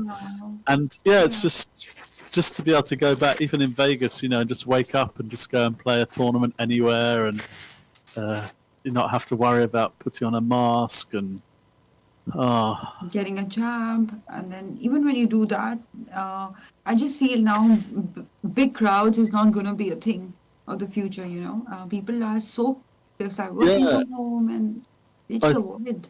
I was saying, I just don't think things will be the same again. I think people will just be these lockdowns and these restrictions have gone on for so long that it's become almost a way of life. But I hope it changes. But I think people are going to be much more aware and worried. For sure, Sam. Like I was telling a few people that I will take a long break before I get back to the live circuit, and they're like, "Are you crazy? People are frustrated to play live tournaments. Numbers are going to be bigger than ever." I said, "Yes, all the top regs are definitely going to show up, but you can't say the same for the layman. Somebody who just wants to come for fun. You know, they're not going to risk their life and go play a crowded poker tournament in a casino. They, you know, at best they'll take a nice holiday with their family. You know." So those things are going to change. You won't see that many wrecks on a table, and you won't see people who just come out there to have fun. And, you know, those fields are going to be super reggy, and people who mean business are going to show up.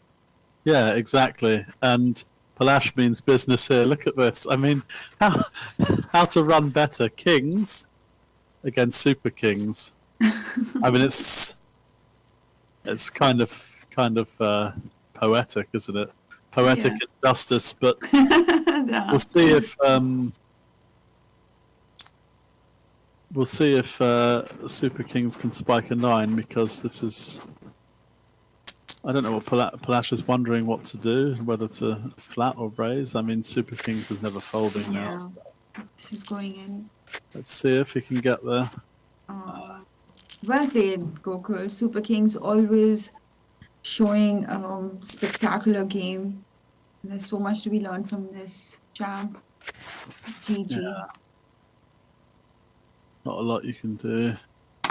Gokul, meet me for lunch tomorrow now. Enough. It's frustrating. He didn't really pick up anything. I think he got aces once and everyone snap folded, and then you finally pick up the 9s and you know, that's the thing, you know, Sam. There's no, especially for professional poker players, even if you're running this deep, like say, if you're someone like Gokul, like Super Kings, or Mozzie, you're shipping it left, right, and center, and you still become so numb to all of this that, you know, you still need a little bit balance in your life to have this cannot be of everything to you, you know? Yes. You gotta take a break sometimes, and this could be tricky.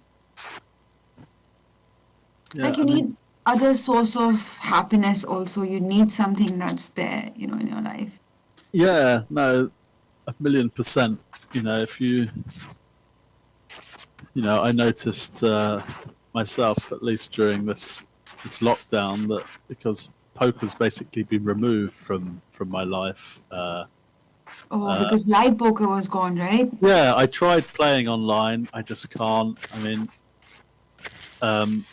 that was very disciplined of Rohan Bhasin. Yeah, I was about to say, yeah, I can't. That's a surprising fold. I definitely would have peeled, especially given we know. I mean, maybe he's not watching the stream, but we know that Palash doesn't necessarily have to have that strong a hand. But yeah, so basically it's made me realise that, you know, there is more to life, I guess, than poker, and you know, it's fun to do other things, whether it's with business or just yeah. You started these cloud kitchens.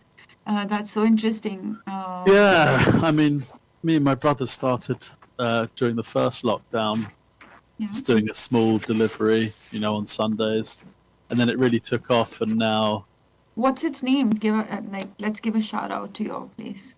Yeah, well, we've got there's 2 places. One's called Deliver Roasty, and that just does Sunday roast, which is a big thing in the UK a Sunday dinner, it's like roast lamb, beef, chicken, pork, whatever, and with roast potatoes and veg and stuff. And then there's another place called Greedy Gonzalez, which is a Mexican. Me and my wife opened that in the Philippines a few years ago, but we moved back to the UK, and so we closed it down. But I still had the branding all there, and I thought, if I'm going to set something up, we've got all the branding there, the Facebook page, and why not just roll with that as well? So it's good. I really enjoy, I love working under pressure, and there's just something of a buzz about it. So Do you like to? Are you fond of cooking, or is it just the entrepreneur in you that took up these? no, I love cooking. Ah, I worked in, my uncle had a restaurant many years ago, and when I was going to acting school, I was doing acting school in the evening and then cooking during the day. And why is Yasheel having such a hard time folding that? yeah, I was.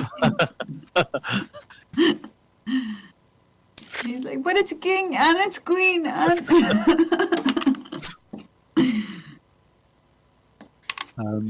Oh, you said you like cooking. Yeah, but I'm lucky because I've got like two brothers who are really into cooking. I mean, I've got one brother who's now more on the social media trail, but he's really good. Like he got offered a job with Gordon Ramsay the first time he met him, and he wasn't even he was only eating in his restaurant. And oh wow, look at this! This could go. Sightseer. Why would you open this? That's crazy. I mean, Well- this is the same reason we were talking about that. He feels that these guys are overfolding, but insane. Rohan, And Mr. Sweets is going to shove, you and get a gift here. I feel it coming. Oh, Well, that's my prediction, John. well played. Well played. That was quite something, huh? Yeah, wow. And I'm sure he wasn't expecting that. yeah, no, I was thinking, especially on that flop as well. There's a good chance. Yeah. There's a good chance Sam, to just get through. So, Yeah. so say like Kunal, Patni, Raghav Bansal, all these guys, they start going on these live circuit again, and the boys have to cook themselves. Yeah. What are the three things you think they must know how to cook? If they go on the live circuit and they're cooking Yeah. themselves. Or do you think it's fair enough to just eat out? Or if like say they have an Airbnb kind of place where they can actually cook, they can go pick up some fresh groceries and kind of make a meal. So what would you suggest? I mean, I just go because I was in Vegas with this brother that I was talking about, and he actually started making meals for poker players. Oh That's yeah! crazy. Oh my Yeah. God, I met him. Yes, Oh, I met okay. him. Yes, so he's the one that he's cooked for a lot of famous people. He's the one that got offered the job of Gordon Ramsay. And just going by what I've learned from him, if I was a poker player on the circuit and I wanted to cook for myself, number one is just to be able to cook a really good breakfast, that is not unhealthy, it's light, because that's really the most important meal of the day, especially when you're playing poker over especially Vegas, I guess, where it's just the days just roll into one. And I don't know, scrambled eggs, so nice. I mean, compared to Yeah. other options. Well, just like some smoked salmon, some scrambled egg, smashed avocado, some nuts, and a nice yogurt-based shake. You can't go wrong, really. After about 4 or 5 days of that goodwill, you end up in the hash house a go-go every day. There was this thing called Amy's, okay? It was just a frozen Indian thing, and I had to just put it in the micro, and after 4 minutes I would get like butter paneer and rice, and I would be like, wow, I made a nice dinner. And my husband would be like, what's there for dinner? There's butter paneer and there's rice. And He's like, no, I want fresh. So yeah, and then I do believe that if you're able to make your own eggs, you're sorted. Just Yeah. This is an interesting hand here, but I guess Rohan is going to get away from this one. Yeah, unless he feels the need to bluff it, I think Yeah. that makes no sense. And Lol, this guy, even he cooks. So yeah, that poker player, and he is like always making all of us jealous with what all he made, and he sent us pictures, and it looks like as if it's just come out of, just about to be presented in MasterChef. So I'm like, wow, that's insane. And yeah, he does the same thing. Like he just needs a grill, and then he'll roast whatever. Wow.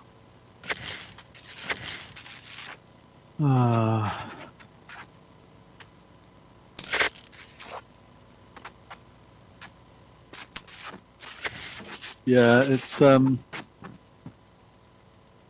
hard to really cook for yourself in Vegas if you're staying in a hotel, though. I think we tried. Even in Delhi, Sam, a lot of boys who live alone. I mean, they could have some sort of help, but it's just generally if you're independent, if you're maybe, if you go plan to stay in Europe for a few weeks, not you can't really get help there, and you can't.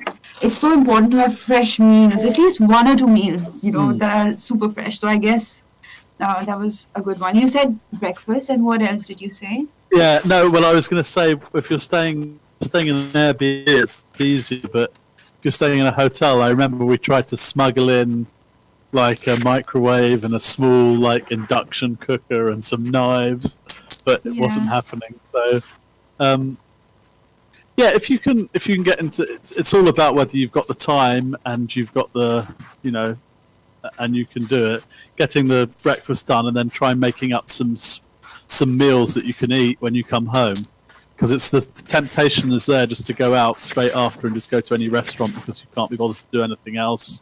You don't want to go home. That makes sense. So if you've got something ready that you've already cooked that you can just reheat in the evening.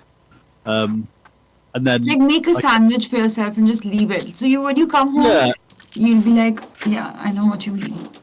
Yeah, or you don't have that. Oh, there we go. Heads up. Talking about epic heads up matches. Lost Yasheel. Well played. You really did apply a lot of pressure on these boys, and this is how it goes. Yeah, I mean. We saw that interesting. I think the very first hand of this tournament, the Sightseer opened pocket 7s and Palash jammed pocket 4s, and the Sightseer folded. And they both had around the same stack, 10 bigs, something like that. I don't think Palash is going to fold for this one bet here.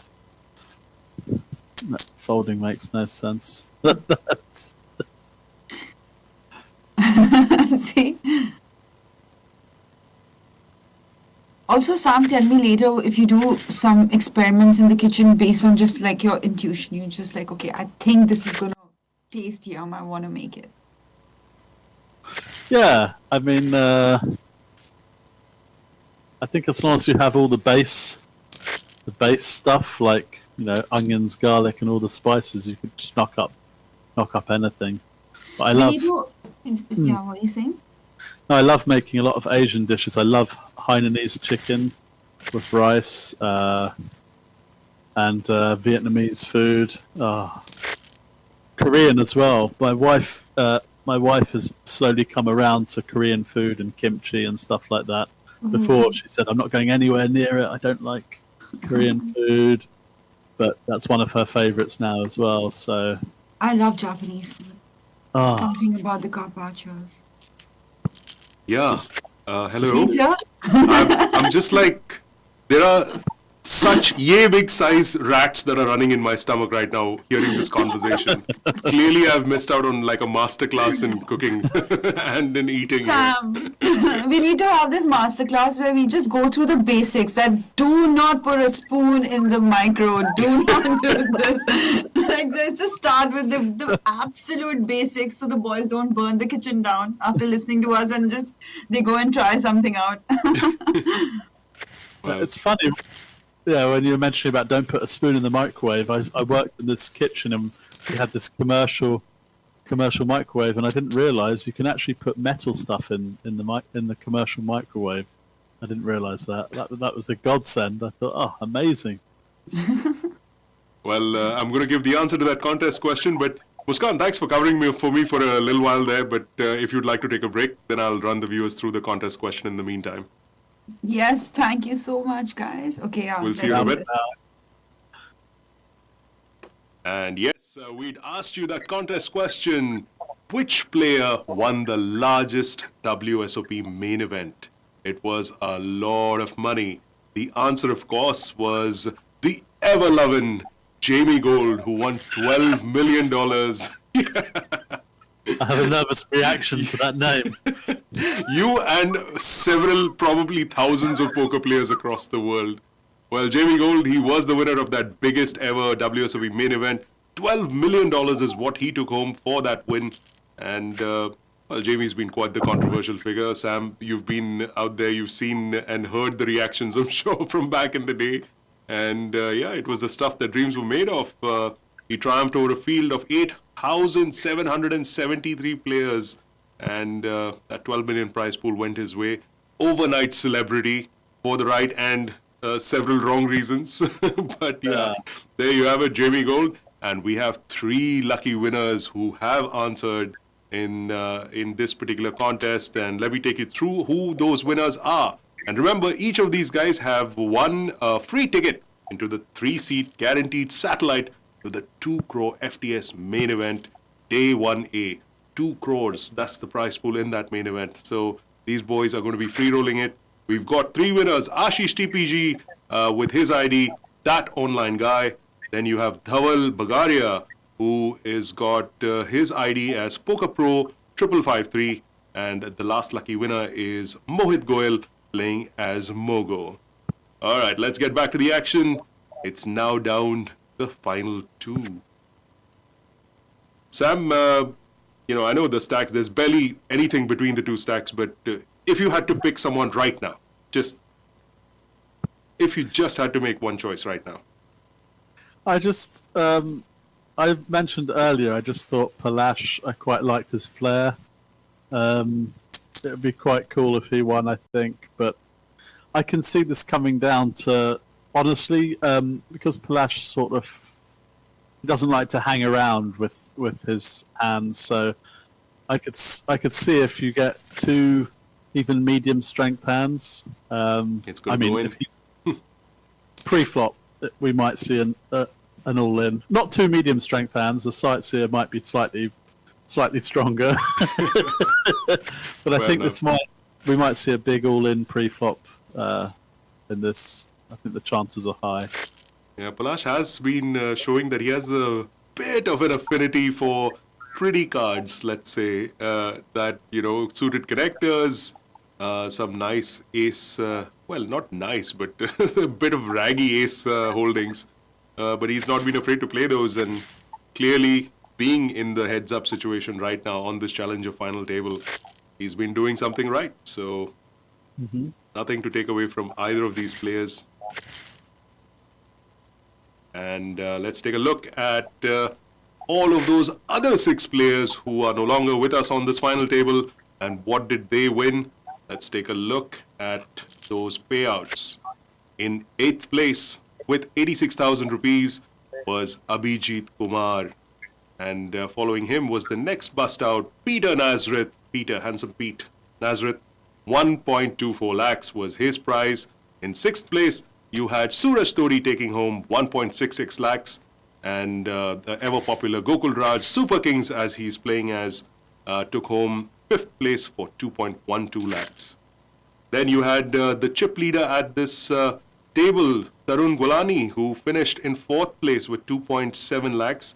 And a bit of a factoid here, Sam. Tarun, as with the other chip leaders on the other final tables that we've covered, none of the chip leaders have gone on to win a title just yet. So it's quite interesting to see that trend right now, and we should see the rest of this week and the rest of this FTS 2.0 schedule whether the chip leader actually goes on to the finish line eventually. But that's another thing that we will watch out for. And of course, the last bust out that we saw was of Yasheel Doddanavar, who has taken home second runner-up for 3.47 lakh. And it's now down to the final two, and they are playing for the big, big prize of 7.73 lakhs up top. It should be an interesting... I'm already glad, by the way, that myself, Sam would agree too, that it's been one of the longer final tables that we've had the pleasure to do commentary on. So it's been interesting to see a lot more hands than we usually do, and justifies the paycheck we get. So thanks to the players for doing that and giving us the opportunity. And it's now down to, well, two nice little hands here. Palash 777. This is actually a primo hand as far as he's concerned. Big Slick versus the 7-8 suited of Sightseer.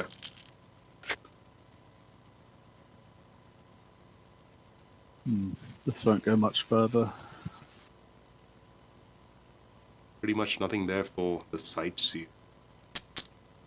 Love that name. That's Rohan Bhasin there, who's playing as the Sightseer. He was one of the mid-stacks when this final table started. I was about to say, I wonder if this... Boy. Talk about timing. Yeah, Palash is never folding here. Wow. Well. Alright, took a stab, didn't really work out, but he's in there. Although the chip lead has now shifted significantly in Palash's favor. And I think Palash might just start applying maximum now. Yeah. And remember, ladies and gentlemen, Palash was the second shortest stack when this final table began, with a little over 800,000 in chips, and now sitting very, very pretty with a little over 11 million versus his opponent, who's got 2.6. It's going to be a bit of a mountain for the Sightseer to climb, but he has sight, so this ain't over yet. Yeah.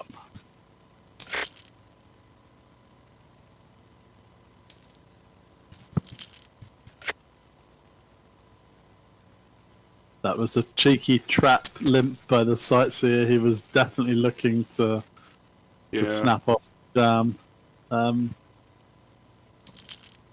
now, if the turn misses the Sightseer and Palash can fire one more bullet, he's going to take this down. And I think if the Sightseer doesn't bet here, he's going to give up the lead. He's going to... Yeah, I mean, Palash could take one more stab, and it will work. I have a feeling he might just be giving up there.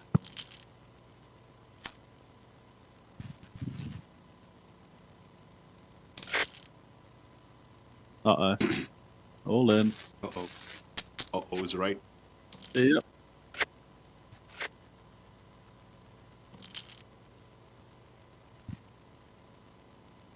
And as quick as they go, that quick they come back. Back to almost even Steven again.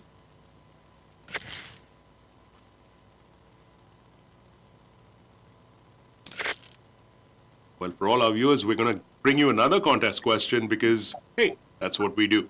So you get a chance to be a part of this FTS 2.0 series. Lots of value, 10 crores in guaranteed prize pools, and you can get a shot at, free rolling your way by answering this contest question, which is coming up shortly.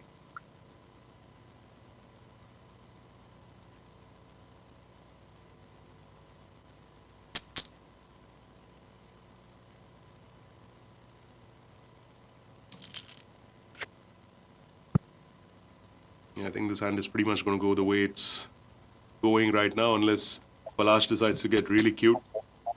He does. I don't see the Sightseer folding this.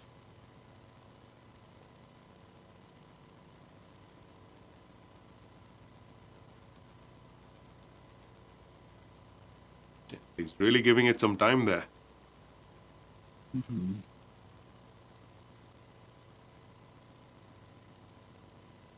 Hard to sort of let go of a hand like that, and especially the board being the way it is, Sam. I don't think there's all that much thought that needs to go in, but I'm guessing the side C is just being cautious here. Yeah, he might overthink himself into fold. I don't think he's going to fold this hand. He's definitely not thinking about raising, but if he overthinks this, he might actually just give up. Ooh! Wow! Clearly, we still get surprised at these final tables. No matter what we've seen in the past, there's always a new situation, a new spot, a new hand that does bring the surprise element for us. Yeah.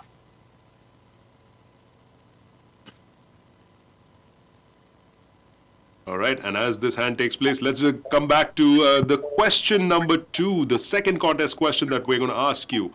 Which king card is known as the Suicide King? That's right, which king card is known as the Suicide King? Remember, once again, we're giving away 3 tickets to 3 lucky individuals who will win a free ticket into the 5-seat guaranteed SATI to the 70 lakh guaranteed Monster Stack tournament. And each of those tickets is worth just under 1,000 rupees each. And remember, get your answers in really quick. Make sure that you put in your Spartan Poker username along with the answer and tag 3 of your friends if you stand a chance to win that ticket. And that tournament takes place, that satellite tournament takes place later this evening at 10 p.m. So make sure you get your answers in real quick. And who knows, you could be there on the final table of this Monster Stack, and me and Sam could be taking the mickey out of you a little bit. And of course, Sam's stalking every single winner of all of these final tables for reasons unknown, shall we say? Precious reasons. Always precious. Pocket 5s for the sightseer. And now, It's an interesting turn. I think picking up the flush draw as well, the sightseer probably isn't going to fold the turn either.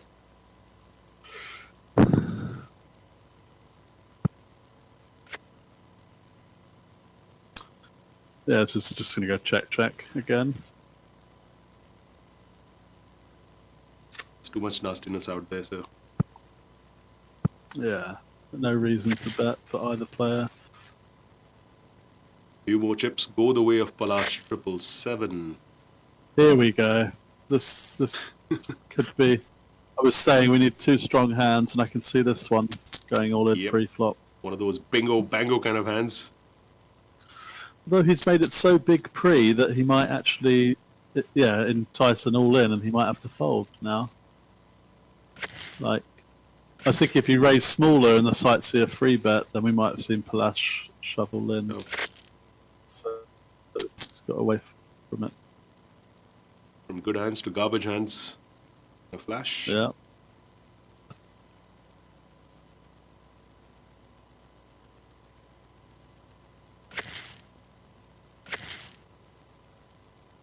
Just another reminder to all our viewers that these players are playing for more than that 7.7 lakhs up top prize money. There's also the 18 karat gold medallion that's coming the way of the winner, a game face mask, and a special gift hamper as well. And not to forget, everyone's battling for that FTS leaderboard, points for that FTS leaderboard, which is going to be 30 lakhs worth of prizes there. And the winner of the FTS leaderboard taking home 10 lakhs right up top. So plenty to play for all of the players and the participants of this FTS 2.0 series.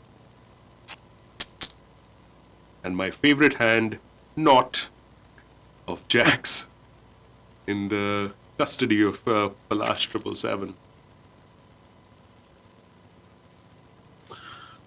I don't think, especially with the ace on the end, the sightseer isn't going to barrel again. Too much of a scare card. Yep. Yeah, could be holding ace 10, ace anything, ace 5, ace 6.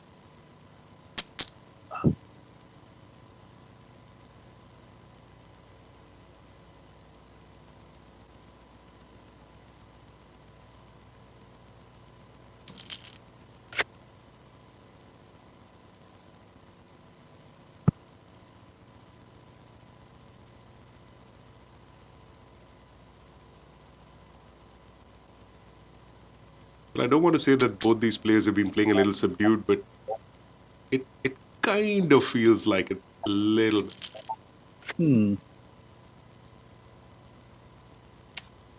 Yeah.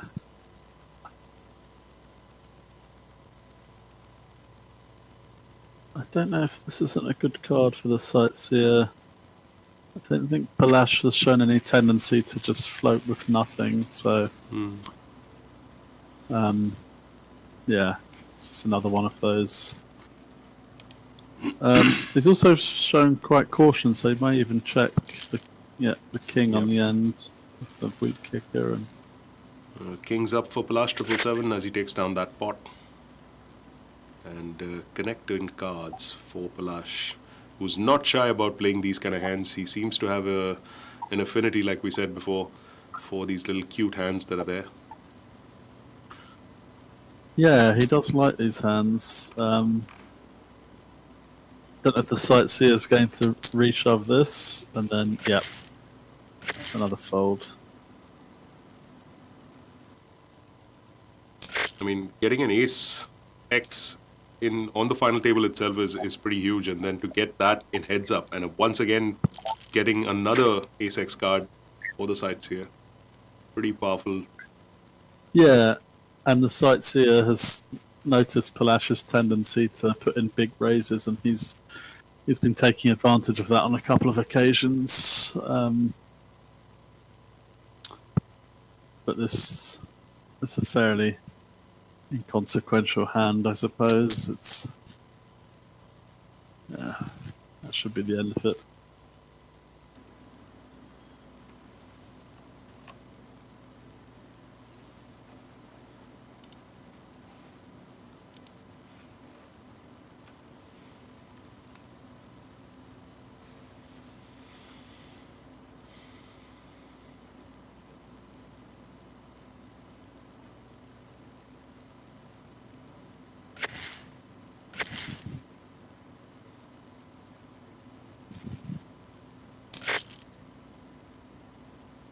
Boy, a lot of raggy aces for the Sightseer in the course of this heads up. But that one didn't really go anywhere. Palash folding his junk. I said Palash folding his junk. No, that's not the way it should have been said. You know what I mean. You know what I mean. Suited 8-10 for the Sightseer. And the Jack 8 for Palash. And if Palash tries a big raise here, I think it might get interesting, because the Sightseer would definitely peel. Right. Yep. Now it's all about who's got the testicular fortitude to take up the chips in this pot.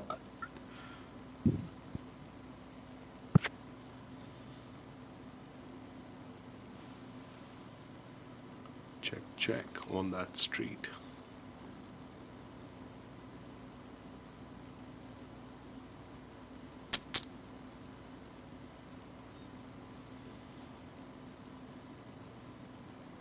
I think that should be the end of it. Oh, no. The Sightseer once again proving us wrong. That was a pretty interesting hand. I guess he sensed some kind of weakness in his opponent. Yeah, I mean, just assume that Palash was, up to no good. This is going to get. This is going to get big. If Palash with that hand, he's probably going to bet out 12 million or whatever. 1170. Yeah. I think he's going to go big. And if the Sightseer chooses to raise, this is all going to go in on the flop. Yep. And as Sam Razavi mentioned earlier, that this is one of those hands that's heading exactly the direction where he was predicting it not too long ago. Flush draws for both players. Yeah, Palash has shown the tendency to slow down, but if he does bet big here, we could see it. Yeah.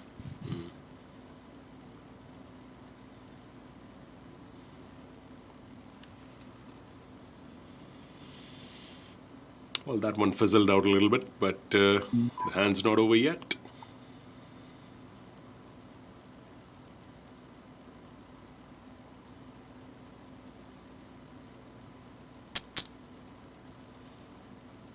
Sure enough.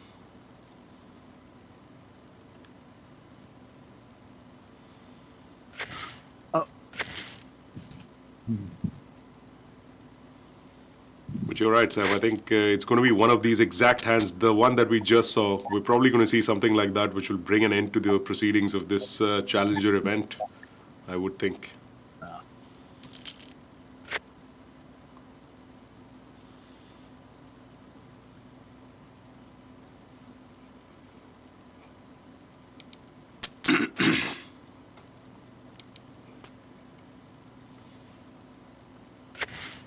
It's a massive bet.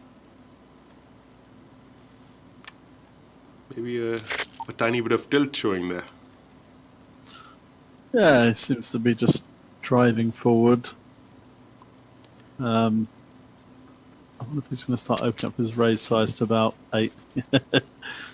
8. I wonder. Yeah, the Sightseer has done nothing but shove these raggy aces when he's been facing a big raise, so it's probably the same thing that's going to happen here. Yeah, that's a hefty enough bet. 2.4 million in the middle. Behave, says the Sightseer to Palash 777 with that pretty heavy re-raise there. Well, Palash is definitely raising, and the Sightseer is shoving, and he's not folding this hand. I promise you, he's snapping this off. He's like, I'm having enough now. And if he's just told it to behave as well. And there you have it, folks. Sam Razavi calling it like it is, at least up to what Sightseer has done thus far. Will Palash pull the trigger? He's going to show discipline, but I really felt he was... I still think he's going to call. He's had enough. Yeah, it's just... You could see, small hints of a little impatience creeping in, so there's every chance that it might just happen here. I mean, he has a strong hand as well, that's the point, and this has happened a few times, and sometimes you just have to take a stand. Wow. He really ran that time bank right down to the wire. But clearly, the kind of hands that we're expecting this tournament to come to an end with, we've already seen a couple of them. It's just not gone there quite yet. Mm-hmm. Oh. Well, it's just, as I said it, there's one more right there on the board. Aces for the Sightseer and a gut shot for Palash 777.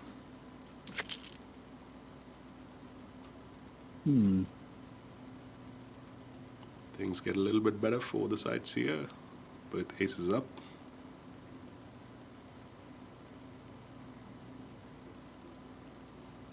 Yeah, I think. I think it's been a bit of a bad timing situation for Palash. It's just the way I'm seeing the way he's playing.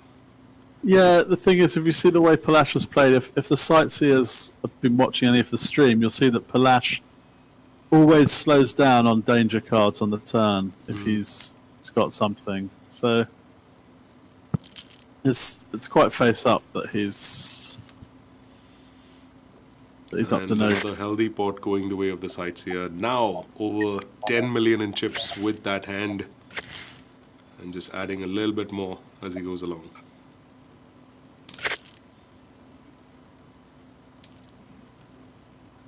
Well, that's a very Palash kind of a hand there, the King Queen of Diamonds, but he's not got those. Oh! Hello. This. Wow. If we can find the 7 of Diamonds, it's game over. And Palash, actually, he might just, with his stack, I don't know if he might just rip it in. Get it in, yeah. He's got like 10, is it 10? No, he's got, yeah. Oh, and there's no way it's being folded. Ooh. Royal flush! Wow! Wow! That's unbelievable. What an end to that final table. Oh my gosh. Well, wow. We expected a pretty big hand, right, Sam? But I don't think either of us was expecting it to end on that kind of a note. Royal flush, a diamond royal flush for the sides here. That's Rohan Nandwani, if I'm not wrong. Taking it, I beg your pardon, it's Rohan Bhasin, who is playing as the sightseer, winning this tournament, the Challenger event here at the FTS 2.0. Sam, I think it was just a question of some bad timing as far as Palash was concerned. He's just trying to gain some traction, but just not able to get there.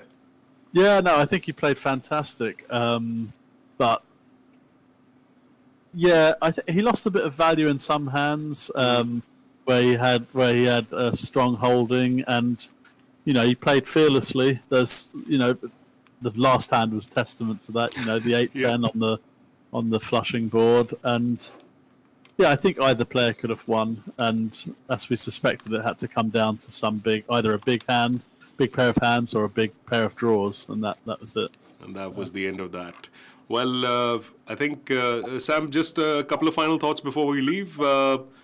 Did you feel there were any missteps by one of the other players in the course of the final table? Was there any particularly egregious play, shall we say, that took place? Honestly, I don't really think so. I mean, funnily enough,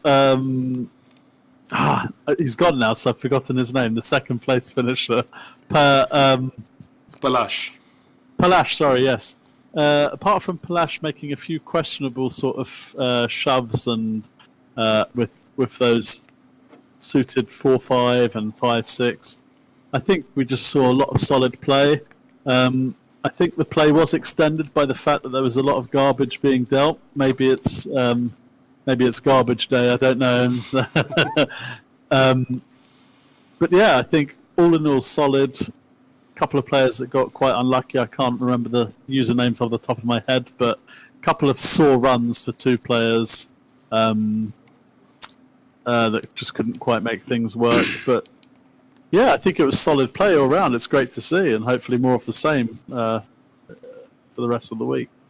Well, more of the same you shall see to this FTS 2.0 series that's taking place.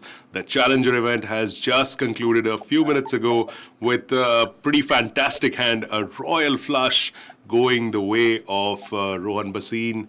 And let's take a look at the payouts as well for all of the finishers at this Challenger event, starting with the first casualty at this final table, Abhijeet Kumar, who took home 86,000 rupees. Peter Nazareth in 7th place taking 1.24 lakh rupees. Sooraj Todi taking 1.66 lakhs, followed by Gokul Raj, aka Super Kings, finishing in 5th place for a sum of 1.66 lakhs. I beg your pardon, 2.12 lakhs. And the former chip leader when this final table started, Tarun Guwalani, has finished in 4th place with 2.7 lakhs. And into the top 3, Yasheel Doddanavar is taken home 3.47 lakhs for his 3rd place finish. And it was finally down to heads up between Rohan Bhasin and Palash Nandwani. Palash Nandwani finishing in the runner-up position for a sum of 4.85 lakhs. And the winner of this Challenger tournament here, the final table series, Rohan Bhasin, winning the big prize of 7.73 lakhs, taking home an 18-carat gold medallion along with the game face mask and a special gift hamper and lots of points on that FTS leaderboard as well. It's time for us to leave, but before we go, I'd like to thank Muskan Sethi, as well as my other co-commentator, Sam Razavi, for joining us. It's been a fun ride, and we will see you soon with yet another live stream from this final table series of the India Poker Championship. And make sure you get your game face on too. Till next time, it's goodbye from all of us here.